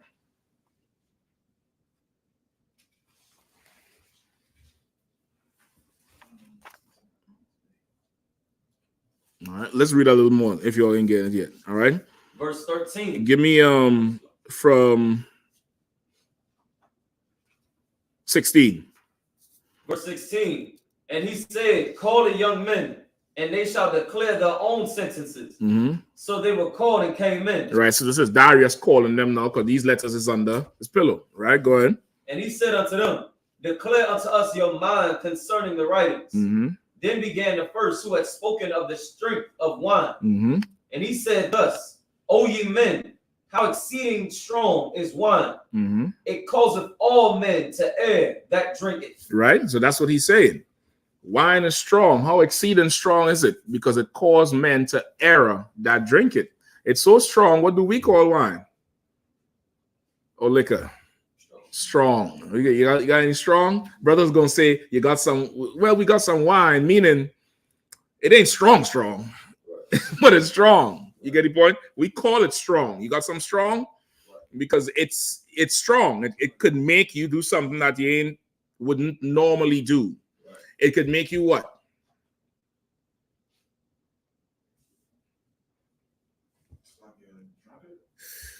On topic. On what we was talking about all night. It could make you be undecisive. It could make you just abscond your responsibility and make that decision that you need to make, but you can't make it because, well, why not? I ain't supposed to be doing this. Bottoms up. You know you're gone when you toast and half of it end up on the floor. You should stop then, but whatever. Right? Go ahead. Come, verse 19. It maketh the mind of the king and of the fatherless child to be all one. One of the bondmen and of the freemen, of the poor men and of the rich. It turneth also every thought into jollity and mirth. Right. So he said it make the mind of the king and the mind of what's it? It makes the mind of the king and of the fatherless child to be all one. The mind of the king and the fatherless child to be all one. That's heavy that you say a fatherless child. Break it down. What is the father providing? Wisdom, guidance. Discipline. Child has no father. Child would have no discipline, no wisdom, no guidance. He's saying the mind of the king is the same as the mind of the child with no father. Alcohol could do that. It's strong. That was a wise statement. That was right. You know what I mean? That was all right. Where we at now? Verse 19. Of the bondmen and of the freemen, of the poor men and of the rich. It turneth also every thought into jollity and mirth, so that a man remembereth neither sorrow nor death. Right? Now, it does have a purpose. It could help you. The scriptures say, give a man strong drink for his infirmities. You get the point? It might be a time you need to go tap that bottle. You might need to empty the bottle. Who the hell knows? But if you're doing that shit every day, you got a problem. If you can't remember, nothing, you draw a blank. Man, last thing I remember, we were so and then so and so, and I wake up at home. Who brought me home? I mean, if you're in that position, it's bad, right? So wine is strong. It turns every thought into jollity, meaning what? It gives you happiness, but It make you so happy where you're not considering do's and don'ts no more. You're not considering rights and wrong. Everything is just happy and fun. You just want to be happy and fun. You get the point? It turns every thought into that, which is YK Osiris. I guarantee he was on something. Go ahead, sis. I guarantee he was on something when he grabbed Sukiyana, because boy, he grabbed her twice. Grab her one time and then grab her and turn her whole face. That took a lot of. Anyway. All right, go ahead. Verse 21. And it maketh every heart rich, so that a man remembereth neither king nor governor, and maketh to speak all things by talents. Right. So now when he said make every heart rich, so he don't remember, so that a man remembered neither king nor governor. What does it mean?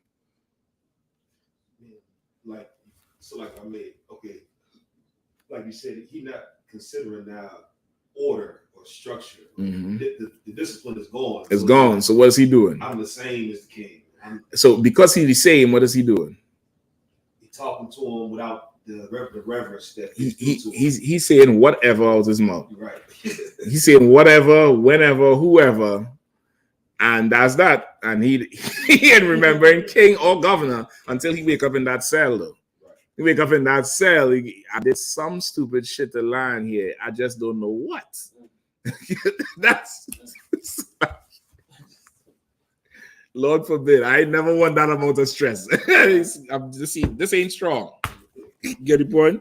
Now give me let's skip down to verse 24. Verse 24. O ye men, is it not wine the strongest that enforceth to do thus? And when he had so spoken, he held his peace. Right. So you say, listen, it's not wine the strongest that makes us do all these things. Go ahead. Chapter 4, verse 1. Then the second that had spoken of the strength of the king began to say, O ye men, do not men excel in strength, that bear rule over sea and land, and all things in them? But yet the king is more mighty, for he is Lord of all these things, and hath dominion over them. And whatsoever he commanded, them they do. If he bid them make war, the one against the other, they do it. If he send them out against the enemies, they go and break down mountains, walls, and towers. They slay and are slain, and transgress not the king's commandment. If they get the victory, they bring all to the king, as well the spoil as all things else. Yes, and that's what he's saying. He said, like men who go to war, great and mighty men, physically. Great and mighty men, physically and mentally.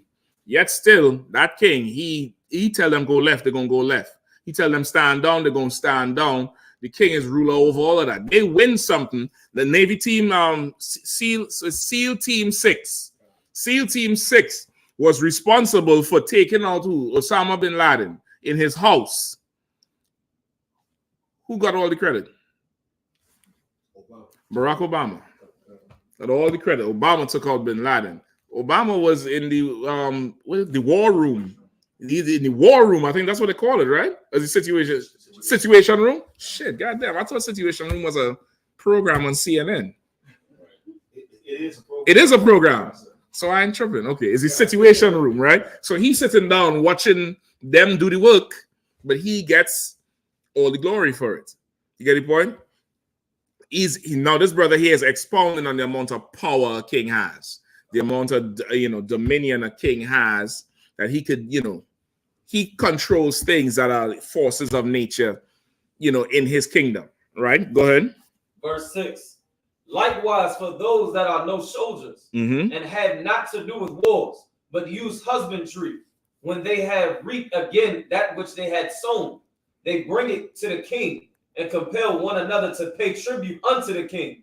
And yet he is but one man. If he command to kill, they kill. If he command to spare, they spare.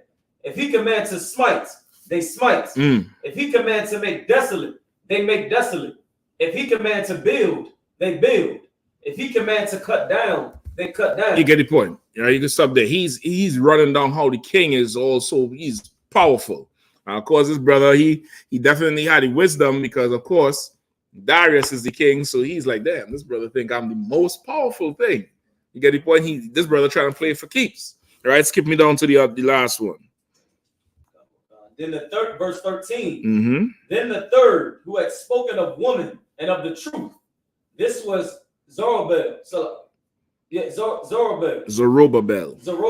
Right. Began to speak. Oh, ye. Salaki, what was the name of the other two? Didn't say. Salaki. Oh. I'm just saying. This is all I'm just saying.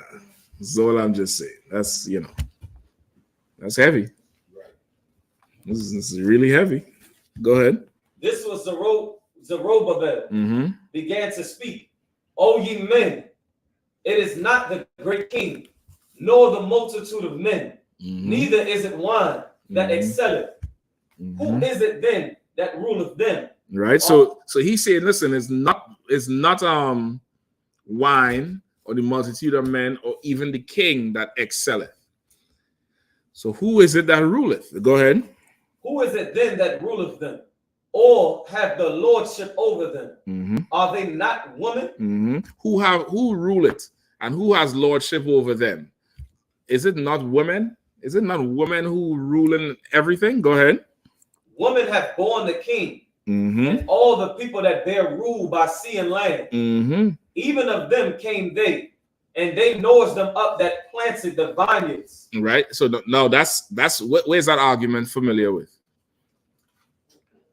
I was gonna say it sounds like one of Egyptologists. That's that conscious community. The woman is God. She gave you life. She nursed you. She brought you forward. The first meal you got is from her breast. The black woman is God. God gonna get you out of that jail cell. Why you was trying to F with God? If the black woman is God, you shouldn't have been. Anyway, let's keep going. From whence the wine cometh, these also make garments. Where you men. at? Verse 17, sir. Now. Okay. Go back up to 16. Yeah, please. Verse 16. Even of them came they, and they nourished them up that planted the vineyards, from whence the wine cometh. Right. So even the farmers who they talk about, the husbandmen who would plant the vineyards, which the wine come from their work. A woman raised them men and nourished them up. You get the point? Go ahead. These also make garments for men. These bring glory unto men. And without woman cannot men be. This is a man's world. This is a man's world. You gotta get a heat on the steam coming off when he ain't nothing without a woman. Nothing. You can't do nothing without it. All right, go ahead. Verse 18. Yea, and if men have gathered together gold and silver, or any other goodly thing, do they not love a woman which is comely in favor and beauty? And letting all those things go, do they not gape? Do they not gape? That's an old school. You used to use that word a whole lot in there. See, you gaping, watching your mouth open. You're gaping. You ever talk to a brother and he just stopped, he just pausing. Yeah, so and so and so. Like Umar. We must be focused, brothers. We must be focused. Listen, he talking something, something becomes a property, and he turn and he do something with his mouth like he was tasting the lust. Then he come back. We must be focused, brothers. That's why you know it's a demon. He used pronouns. He said we must be focused. Like Legion in here, that's like we must be focused, brothers. We've got to stay focused. Good. Like I see him do that with the white woman. Oh, for real? He was in the car, and then like you can see in the rearview mirror a white woman crossing, and you can see his eyes tracking. And he was like, "We must stay focused." Damn. Black man, we don't say that, man. Come on, Umar. Damn. Umar, Papa Tunde, whatever. Damn. That's a rough one. Okay. Go ahead. Verse 19. And letting all those things go, do they not gape? And even with open mouth fix their eyes fast on her, and have not all men more desire unto her than unto silver or gold, right, or any goodly thing whatsoever? right. Men will desire her more than silver and gold. What's the proof? What's the proof? Oh yeah, y'all ain't want to say it. Y'all ain't want to say it. You give it to her. You give her the silver and the gold. You give it over to her. Go ahead. You got it. What you need? Huh? What you got? I got it. Zaddy got you. You give her the silver and the gold, or I was gonna go left with this. Definitely come on, not. no. It's definitely not No, it probably is. It probably is right there with it. It's a little. Go ahead. Come on. Confess. I was gonna say like if it's outside of the school. Spit it out. Bring it up. Outside of the school, like this is from what I've seen. Most men don't really like consider what a woman might bring to the table. Like it's like we're not thinking about what she does for a living, her job. Like most men will accept a woman that has no value in this society. I'll give you everything in the world. You ain't got to be perfect. Right. You get the point? You ain't got to be perfect. Yeah, you ain't got to be perfect. You ain't got to be nothing. You ain't gonna have no standard. The other thing I was talking about is you will pay the silver and gold and a dowry for her. That's the proof. You go slave for that dowry. You pick up extra shifts because you know, shit, by the time the camp leader call you back, you know, you waited and say, well, brother, okay, you know, so you still slaving, right? You hear that talk, you're like, oh, shit. Yeah, so I'm still slaving. Yeah, okay. Well, give me, and then the phone get quiet. Say that again, so how much?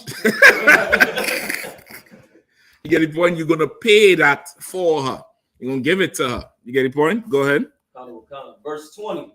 A man leaveth his own father that brought him up in his own country and cleaveth unto his wife. Damn. Who are you talking about? Shit.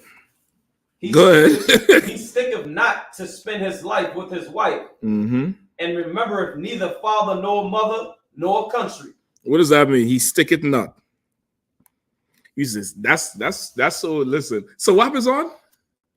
So what happens on, eh? Oh boy, I need so have to corroborate this here. Brother, in the Caribbean, we used to say this word called sticking. Like you're sticking. And it means you're hesitating. Like you might see a broad you like, and you telling the homies about her, but you ain't never going to talk to her. Say, yo, you're sticking her. You're sticking. You know what I mean? Go ahead and stick. Go ahead and stick. Like don't move then.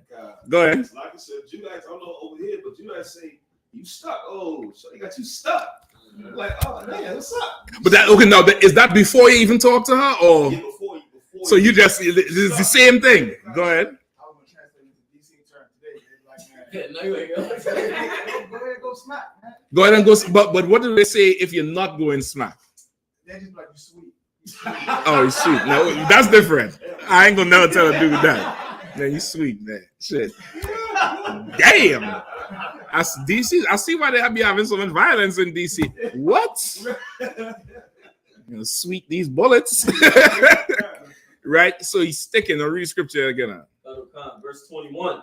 He sticketh not to spend his life with his wife. He sticketh not to spend his life with his wife. What does that mean?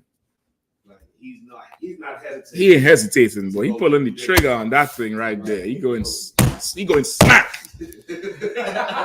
smile, pressure it up. You know what I mean? We say in DC, say, oh yeah, book that thing. I'm gonna book that thing right there. Yeah. And smack right on. And listen, she like that shit. She might act like she ain't like that shit. She gonna go and tell all them girlfriends all about that shit.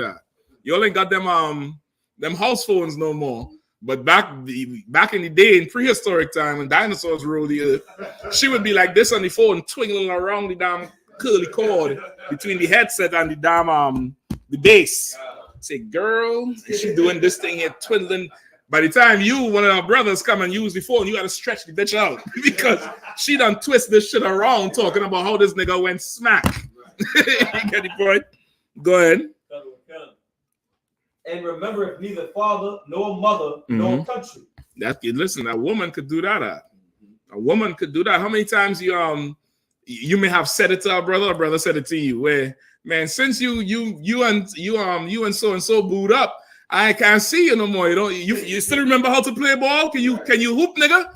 You know what I mean? Or you might be like, shit, man, she got you in the house. I ain't seen you. Listen, you even got lighter. You ain't seen the sun.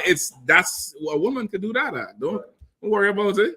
You get a rib, all of a sudden the scales start tipping to the right.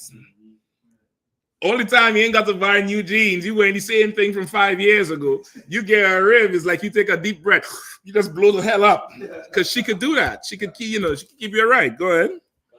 Verse 22. By this also ye must know that women have dominion over you. Mm-hmm. Do ye not labor and toil and give and bring all to the woman? All right then. God damn. You're supposed to know she got dominion. You're supposed to know that. Go ahead. Verse 23. Yea, a man taketh his sword and goeth his way to rob and to steal, to sell upon the sea and upon rivers, and looketh upon a lion and goeth in the darkness. And when he hath stolen, spoiled, and robbed, he bringeth it to his love. Come on, man. That ain't no joke. That's the real deal Holyfield right there. I'm trying to tell you. That's the real deal Holyfield. You remember that what's the one who was with Steve Harvey's daughter, the actor?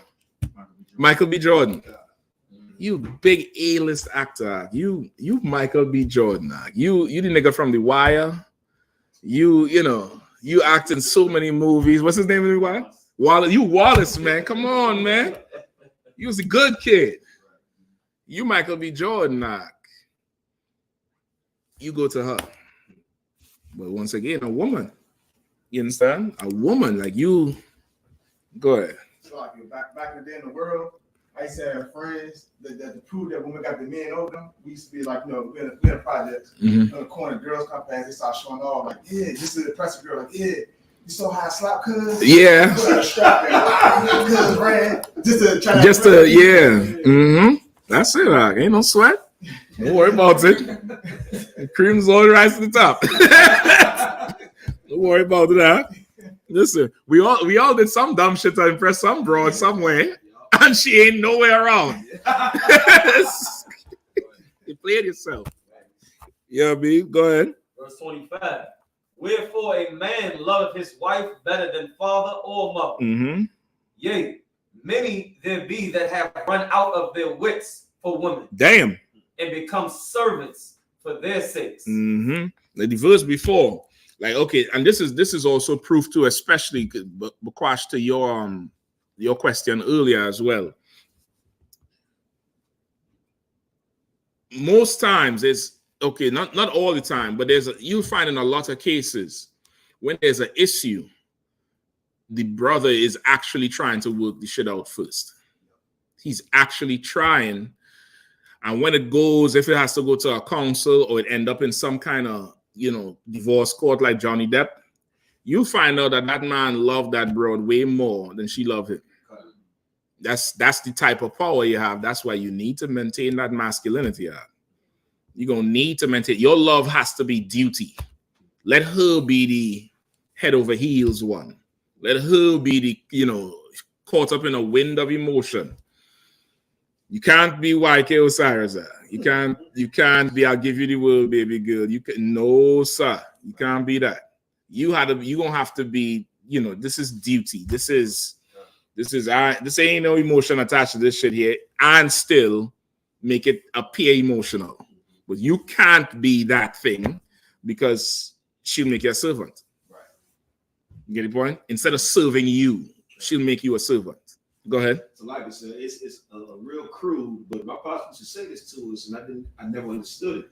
But it's the Bible. He said either you gonna be the B or she gonna be the B in the relationship. Listen, and he's like, but somebody's is if sprinkle a little sugar on top, you can make bitch sound like her middle name and she'll love it. I'm trying to tell you, you a bad bitch, bitch. I know. You can, you get the point. You get the point? So it's that you're gonna have to do it, and you could teach her to be like that, and she could be like that if she has power over her head. Power over her head allows her to be emotional as in the right sense of emotion, having femininity. Power over her head puts her in a feminine spirit, which rejuvenates her. It keeps her vibrant and young and fresh and rolling. That whole thing of being free is all them decisions and shit. She gonna start to look like the back of your hand. She is not gonna help her. You know what I mean? You be masculine, let her be the feminine one. Anytime it flips over and changes, I hate to see this, these people in the world, of course, getting down on one knee and tears coming out your eye and a ring. And I'm like, brother, god damn, this thing had to stop at some point. At some goddamn point, it has to stop, because this is just too much. This is, you shouldn't be like that. You get the point? You should go talk to her father about her, how much you want. That's a masculine thing to do. Salaki, sir, yeah, that one. Mm-hmm. Yeah, you remember she was at Passover, she took the picture with you? Hold on, sir. Yeah, let me screenshot and send you the picture. I'm telling you the inside now. That's the Lex, bro. Let's go. Let me send you the picture, sir. Oh, yeah. I see why you're asking. Mm-hmm. All right. Mm-hmm. Okay. Yeah, so you're asking about her? Okay, all right. Okay. And how much, okay. You get the point? Like, that's a masculine conversation there where you negotiating her dowry. You negotiating from another brother who is masculine how much he's willing to part with his valuable daughter so you could have her to have pleasure for the rest of your life with some sort of agreement. That's a masculine thing.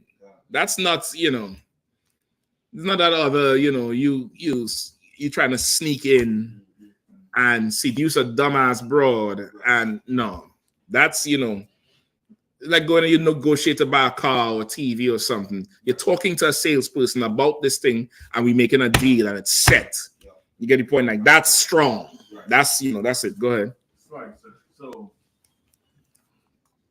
that dowry conversation is the first initial conversation? I mean, Salaki, that's what the hell I would do.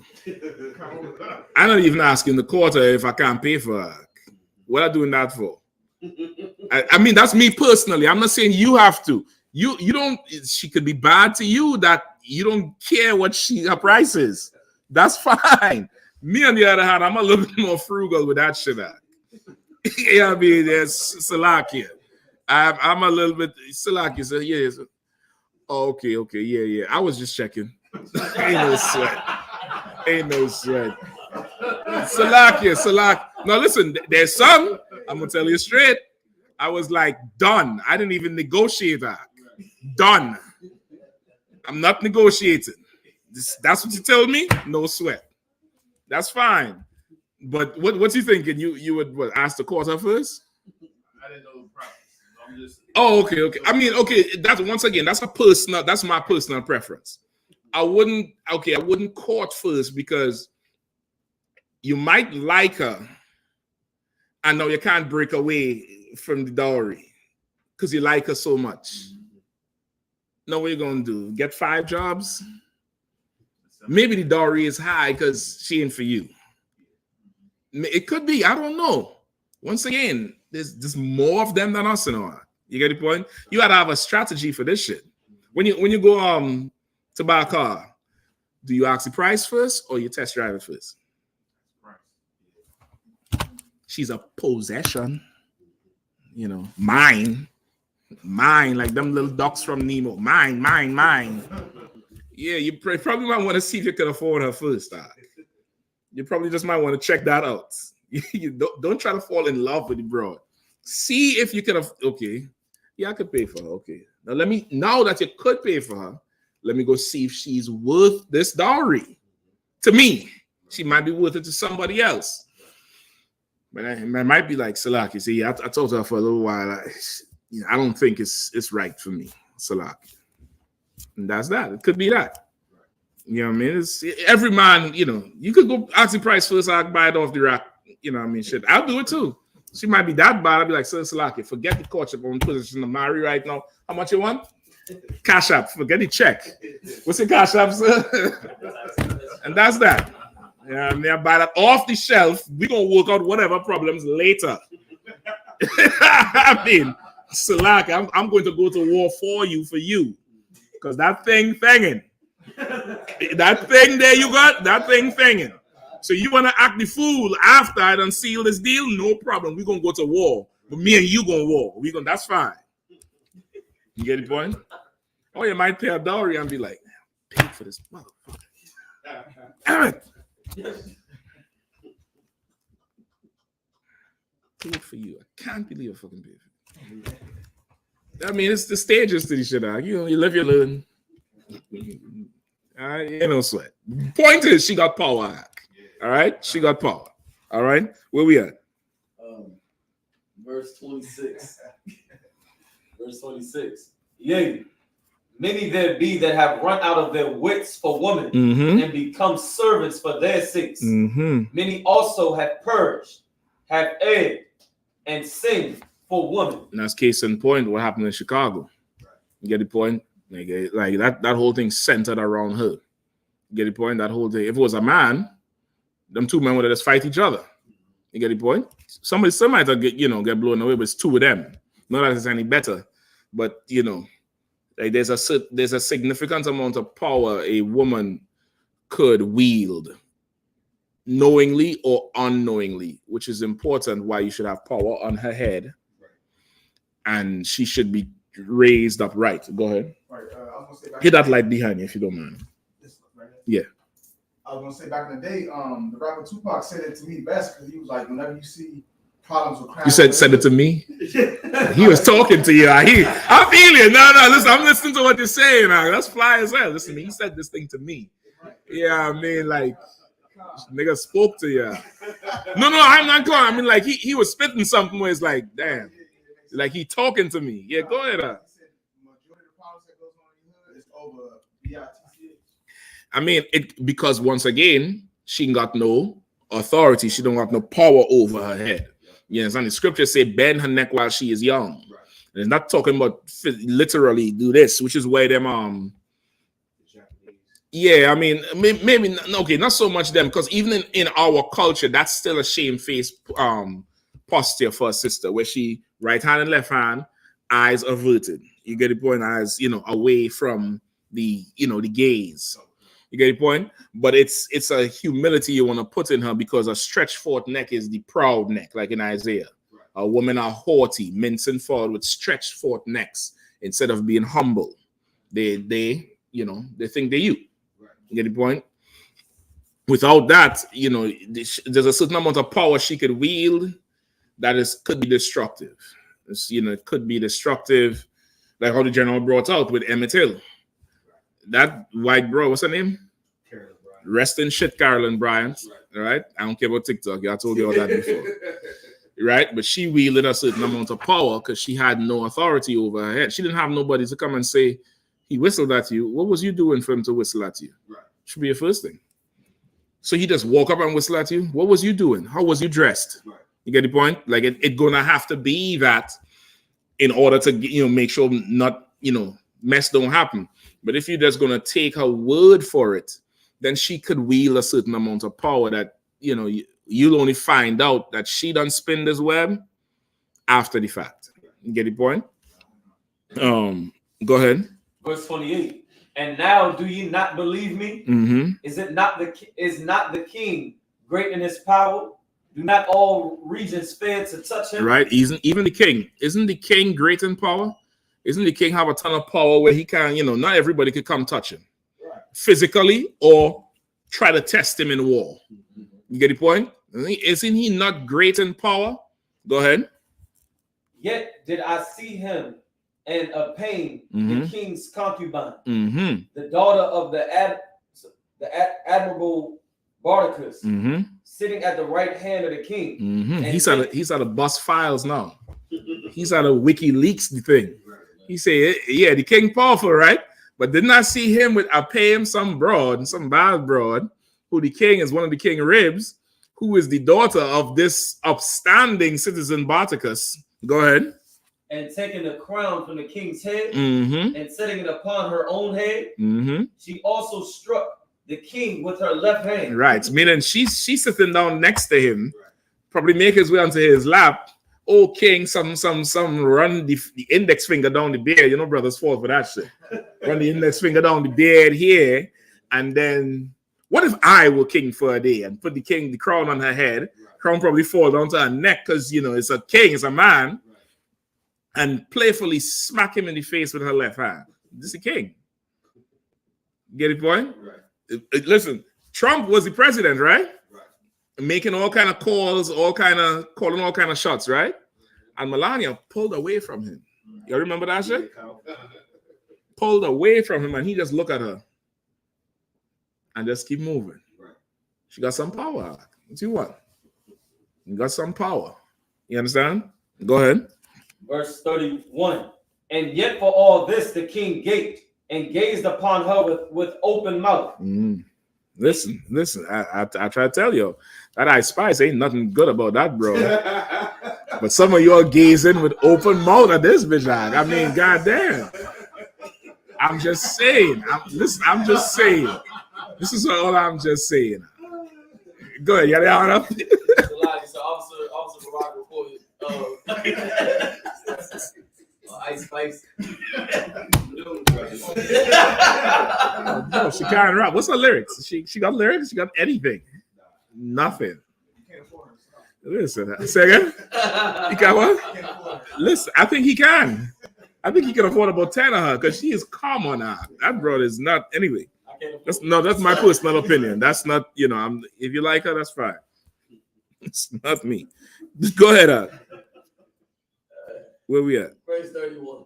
And yet for all this the king gaped and gazed upon her with open mouth. And she laughed upon him. He laughed also. She must have been bad. You know she got to be bad when the brother just like, oh shit, you wild, sis.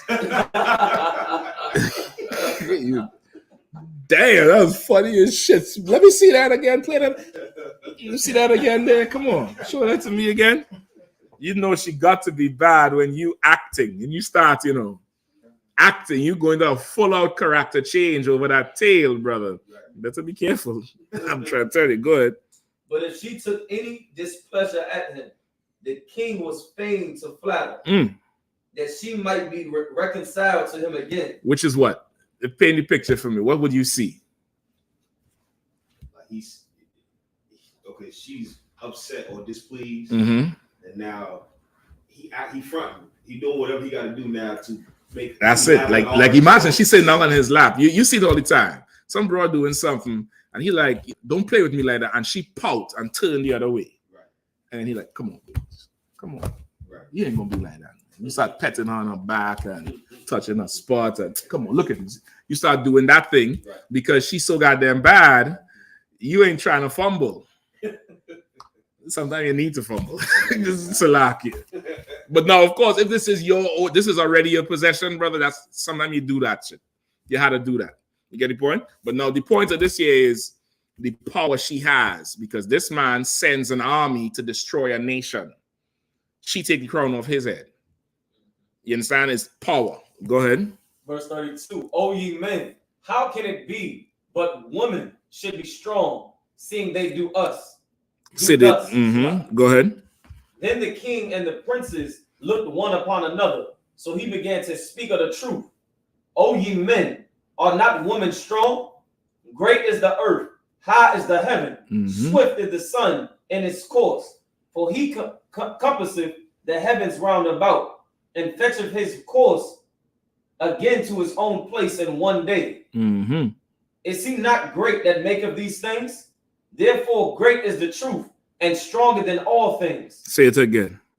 Therefore great is the truth, and stronger than all things. Say it one more time. Therefore great is the truth, and stronger than all things. The truth is stronger than everything.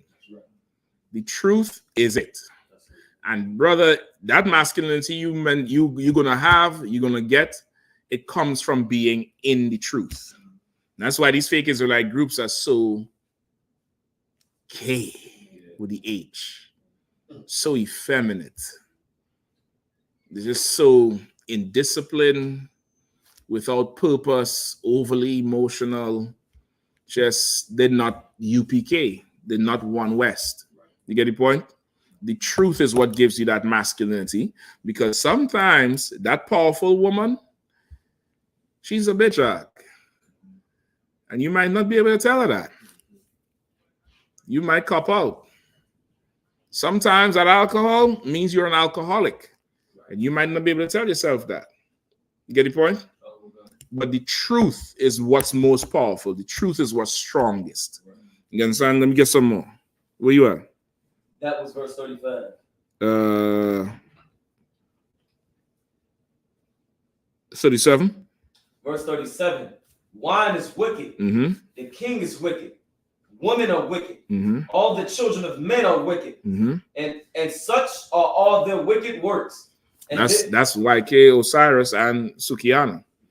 And when you saying wicked is okay, I'm not talking about like how the Christians say you wicked, because them motherfuckers wicked too. You get the point?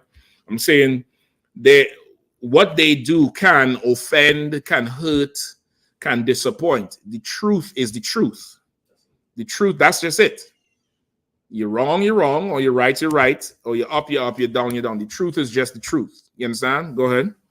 And there's no truth in them. Mm-hmm. That's it. That's the point. There is no truth in them. If they had the truth, that it would have been different. You get the point? You people always say, y'all UPK, y'all think you're perfect. Yes, we are perfect. We perfected the perfection that Christ talked about. What do I mean when I say that? Do brothers make mistakes? Hell yes. Do sisters make mistakes? Hell yes. So how could we be perfect? Because we correct those mistakes. That's what's perfection. Perfection is not something that can't be broken or would not have a flaw. Perfection is being able to fix the flaw. That's what makes it perfect. Because if that's not perfect, does anything never break down? Does anything just never, never go bad, never go out of whack, never nothing? No, it does happen. What makes it perfect is that it could be repaired. That is, this thing could be fixed. That's the perfection. That's what making it perfect is. You could keep these laws. How could you keep these laws? By getting checked. By somebody checking the shit out of you. Checking you and chastising you, and you correct yourself. And now you're stronger than you was yesterday, last month, last year. Now you get the truth. You understand?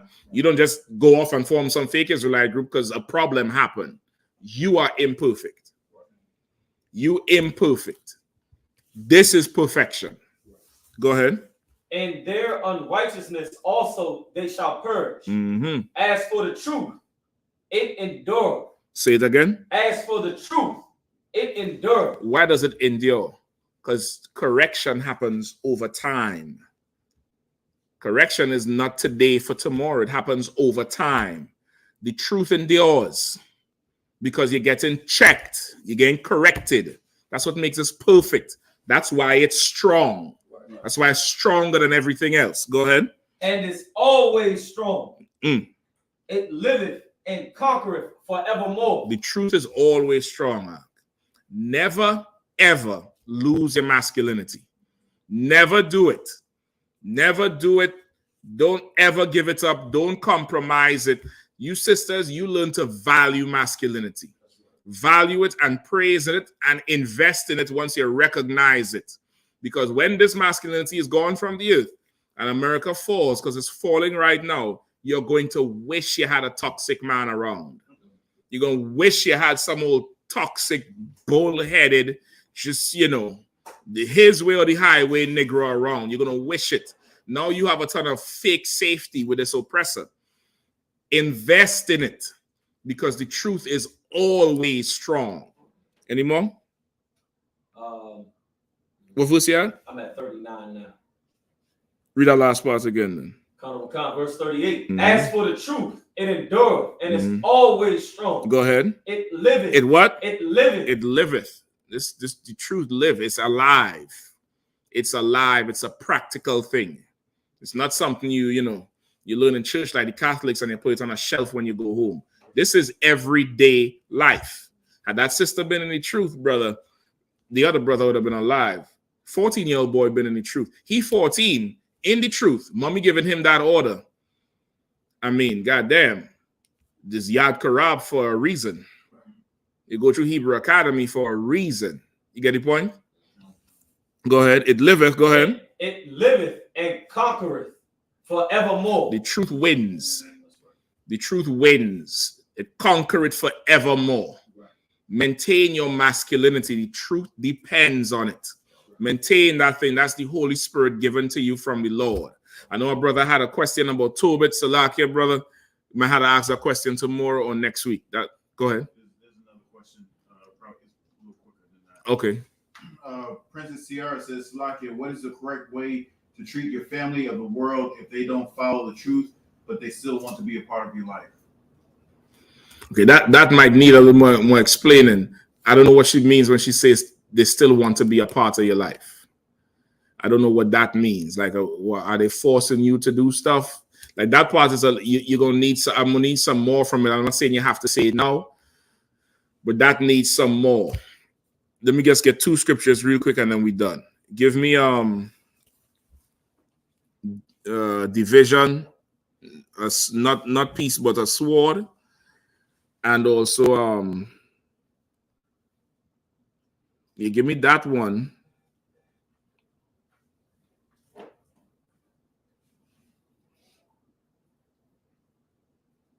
And if they be happy to dwell with thee. The book of Matthew, chapter 10, verse 34. Think not that I am come to send peace on earth. I came not to send peace, but a sword. Right, that's Christ. It's written in red. I ain't come to send peace, but a sword. That's because what will happen is that you start to come in the truth, you're going to start to have issues with your family first. That's who's going to become, almost like your enemy. Keep going. Somebody look for the other one for me. I'm probably paraphrasing it wrong. If the unbelieving is pleased to dwell with thee. All right, hold it for me. Go ahead. Think. Keep going. This scripture. Yes. Verse 35.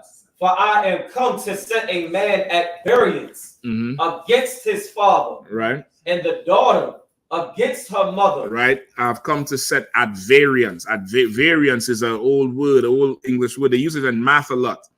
Right. For the difference. Difference or varying difference. Our variance is like varying. Right. I'm come to set a variance. Who? Against his father. And the daughter against her mother. That's the truth. That's life. You're going to come in here and you're going to be beefing with your people. You're going to be beefing with your people, and that's the truth. That's the life you're going to live. Go ahead. And the daughter against her mother. And the daughter-in-law against her mother-in-law. And a man's foes shall be they of his own household. That's what's going to happen to you. So now that you know that's going to happen to you, you should not be surprised. You should not be shocked. It should not take you by surprise. You understand? You should not get taken by it and jarred and jolted by it, because Christ already said this is going to happen. So now that you know this is going to happen, whatever happens with your family members, I'm speaking in general now, some family members might offend you. Some family members will try to pressure you, oppress you. You don't have to have that emotional knee-jerk reaction, because you already know this, I'm in the truth now. This is how they're going to operate. Give me the other one. This is 1 Corinthians chapter 7 and verse 13. And the woman which had an husband that believeth not, and he be pleased with S-like. Read again from the top. And the woman which had an husband that believeth not, and if he be pleased to dwell with her, let her not leave him. Right. Verse 14. For the unbelieving husband is sanctified by the wife. All right, slack it. Go back up to the 13. 13. And the woman which has a husband that believeth not. Right. The Bible says this: a woman who has a husband that believeth not. Go ahead. And if he be pleased to dwell with her. If he be pleased to dwell with her, meaning he don't believe the same shit she believe.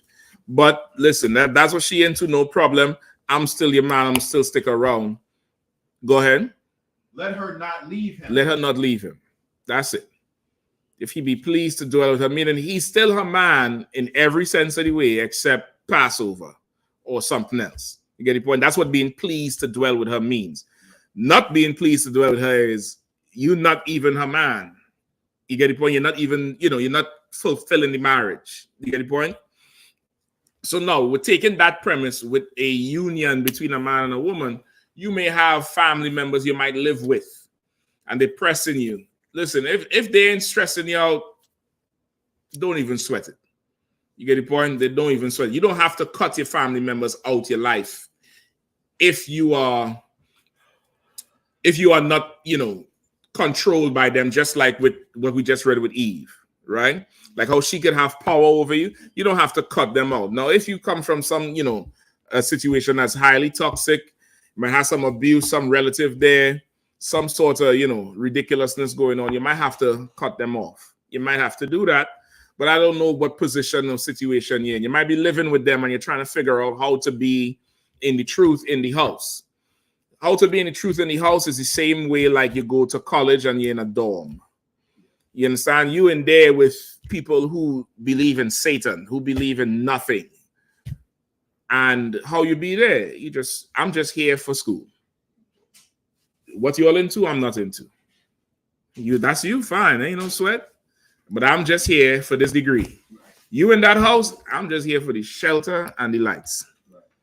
Whatever you're all into, I'm not, I ain't invested into it. I'm not emotionally moved by it. You could just become like that, like be a professional, like on your slavery, right? How you are on your slavery, your boss doesn't believe the same thing. Your co-worker doesn't believe the same thing. The security guard don't believe the same thing. I'm just here to collect this check. I'm not trying to teach you shit. Don't ask me shit. Just mind your business. Let me go my way. Can't wait for 5 so I could get on Facebook and be like, what up, my niggas? Post. Like, sense. What up, nigga? That's you. But you not trying to be with them. Now, if they're on the slave and they starting to do things, once again, it's not a general blanket thing. I don't know the full situation of it. So, you might have to, at a later date or just get counsel and you'll see what's going on. But in general, you don't have to have conflict with your family unless they are having that conflict with you, which you might need to make a separation. But that separation in this situation, in any situation, usually should start with a physical separation. You might have to have your own place where you're not under them. And then from there, you could just not answer the phone. And over time, it's that. They'll still call. They'll still try to show up. But it's not the same as if they could, go in the back and knock on your door and talk shit. And it's not the same like if they see you walking in and out the house and going in the fridge and you're not touching the pork that they think is so delicious. They just fry some pork and eggs. You come to make breakfast. You had to wash the pan out like if they're dirty. That's how they think it. Yeah. They're going to internalize it as, what's wrong with you? Oh, I'm dirty now. You can't just use this. They don't understand that this pork is dirty to you, and because they had it, you can't. They don't get that, and you shouldn't fight them on it. What you should do is go buy your own pan. You should go buy your own house. Get your own house. Rent your own house. Stand on your own. You get the point? Stand on your own. Or become so amazing. This is another thing, right? This was a sister who asked the question.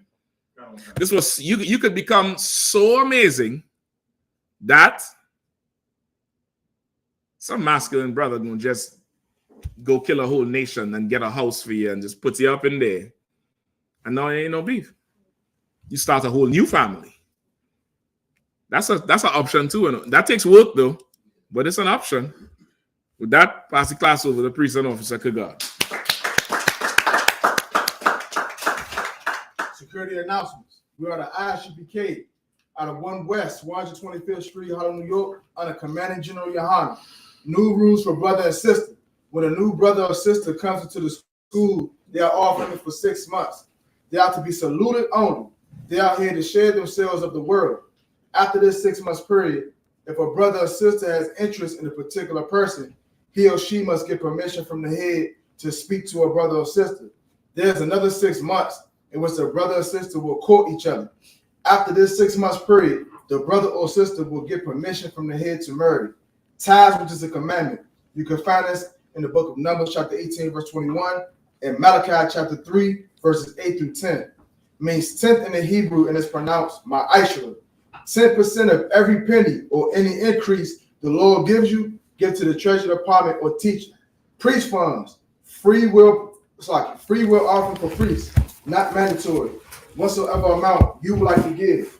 The upholy convocation, which is the Day of Atonement. Is this still running? It's wonderful. Is this still running? I think it's blowing on trumpets. It's the it's the memorial of blowing of the trumpet. You could clip this now. That. It's the memorial of blowing of the trumpet. The first day of the 7th month, Friday, 15th September 2023. You can find that in the book of Leviticus, chapter 23, verses 24 to 25. Remind Akim and Al-Wathan to check on social media such as ISUPK.com, Facebook, Twitter, YouTube, and so on for I.S.U.P.K events and materials. If a brother wants to be a trooper in the school, you should start wearing all black, which includes black boots, black shirts, black pants, black headbands, or scarf. And with that, I say imagine, which means to stand. We're going to do the Lord's Prayer in the Hebrew. Repeat after me. Abanawa. Shabbat Shemayim. Kodash. I.S.U.P.K. Shamka. Yahweh. Malakutha. Taba'ah. Ratazayaka. I.S.U.P.K. Ba'arataza. Kawa. I.S.U.P.K. Bashamayim. The thunder now. The come. Cow. Cow. Your womb. Masalaki now. Kabawati now. Kabawati now. Wala'ah. Vanasaya one. Above. Awashaya now. Mayan. Ride. Kaya. Laka. Waha'ala. Amen. Our Father, which art in heaven, hallowed be thy name. Thy kingdom come. Thy will be done. In earth. As it is in heaven. Give us this day our daily bread. And forgive us our debts. As we forgive our debtors. And lead us not into temptation. But deliver us from evil. For thine is the kingdom. And the power. And the glory. Forever. So be it. We're going to say I cut the power. Psalm, which means to turn. Sisters, you may be seated. Men of Israel, we will give word courtesy salute to the teacher. Men of Israel, Maju Shabbat, Imaju, Barak. Yahweh Hashem Yahweh Shabbat. Yahweh Hashem Yahweh Shabbat. Yahweh Matah, Psalm, which means to turn. Sisters, you may stand. Men of Israel, we will give word courtesy salute to the sisters. Men of Israel, Maju Shabbat, Imaju, Barak. Yahweh Shema Alathan Bashem Yahweh Shab. Yahweh Matah, class is next.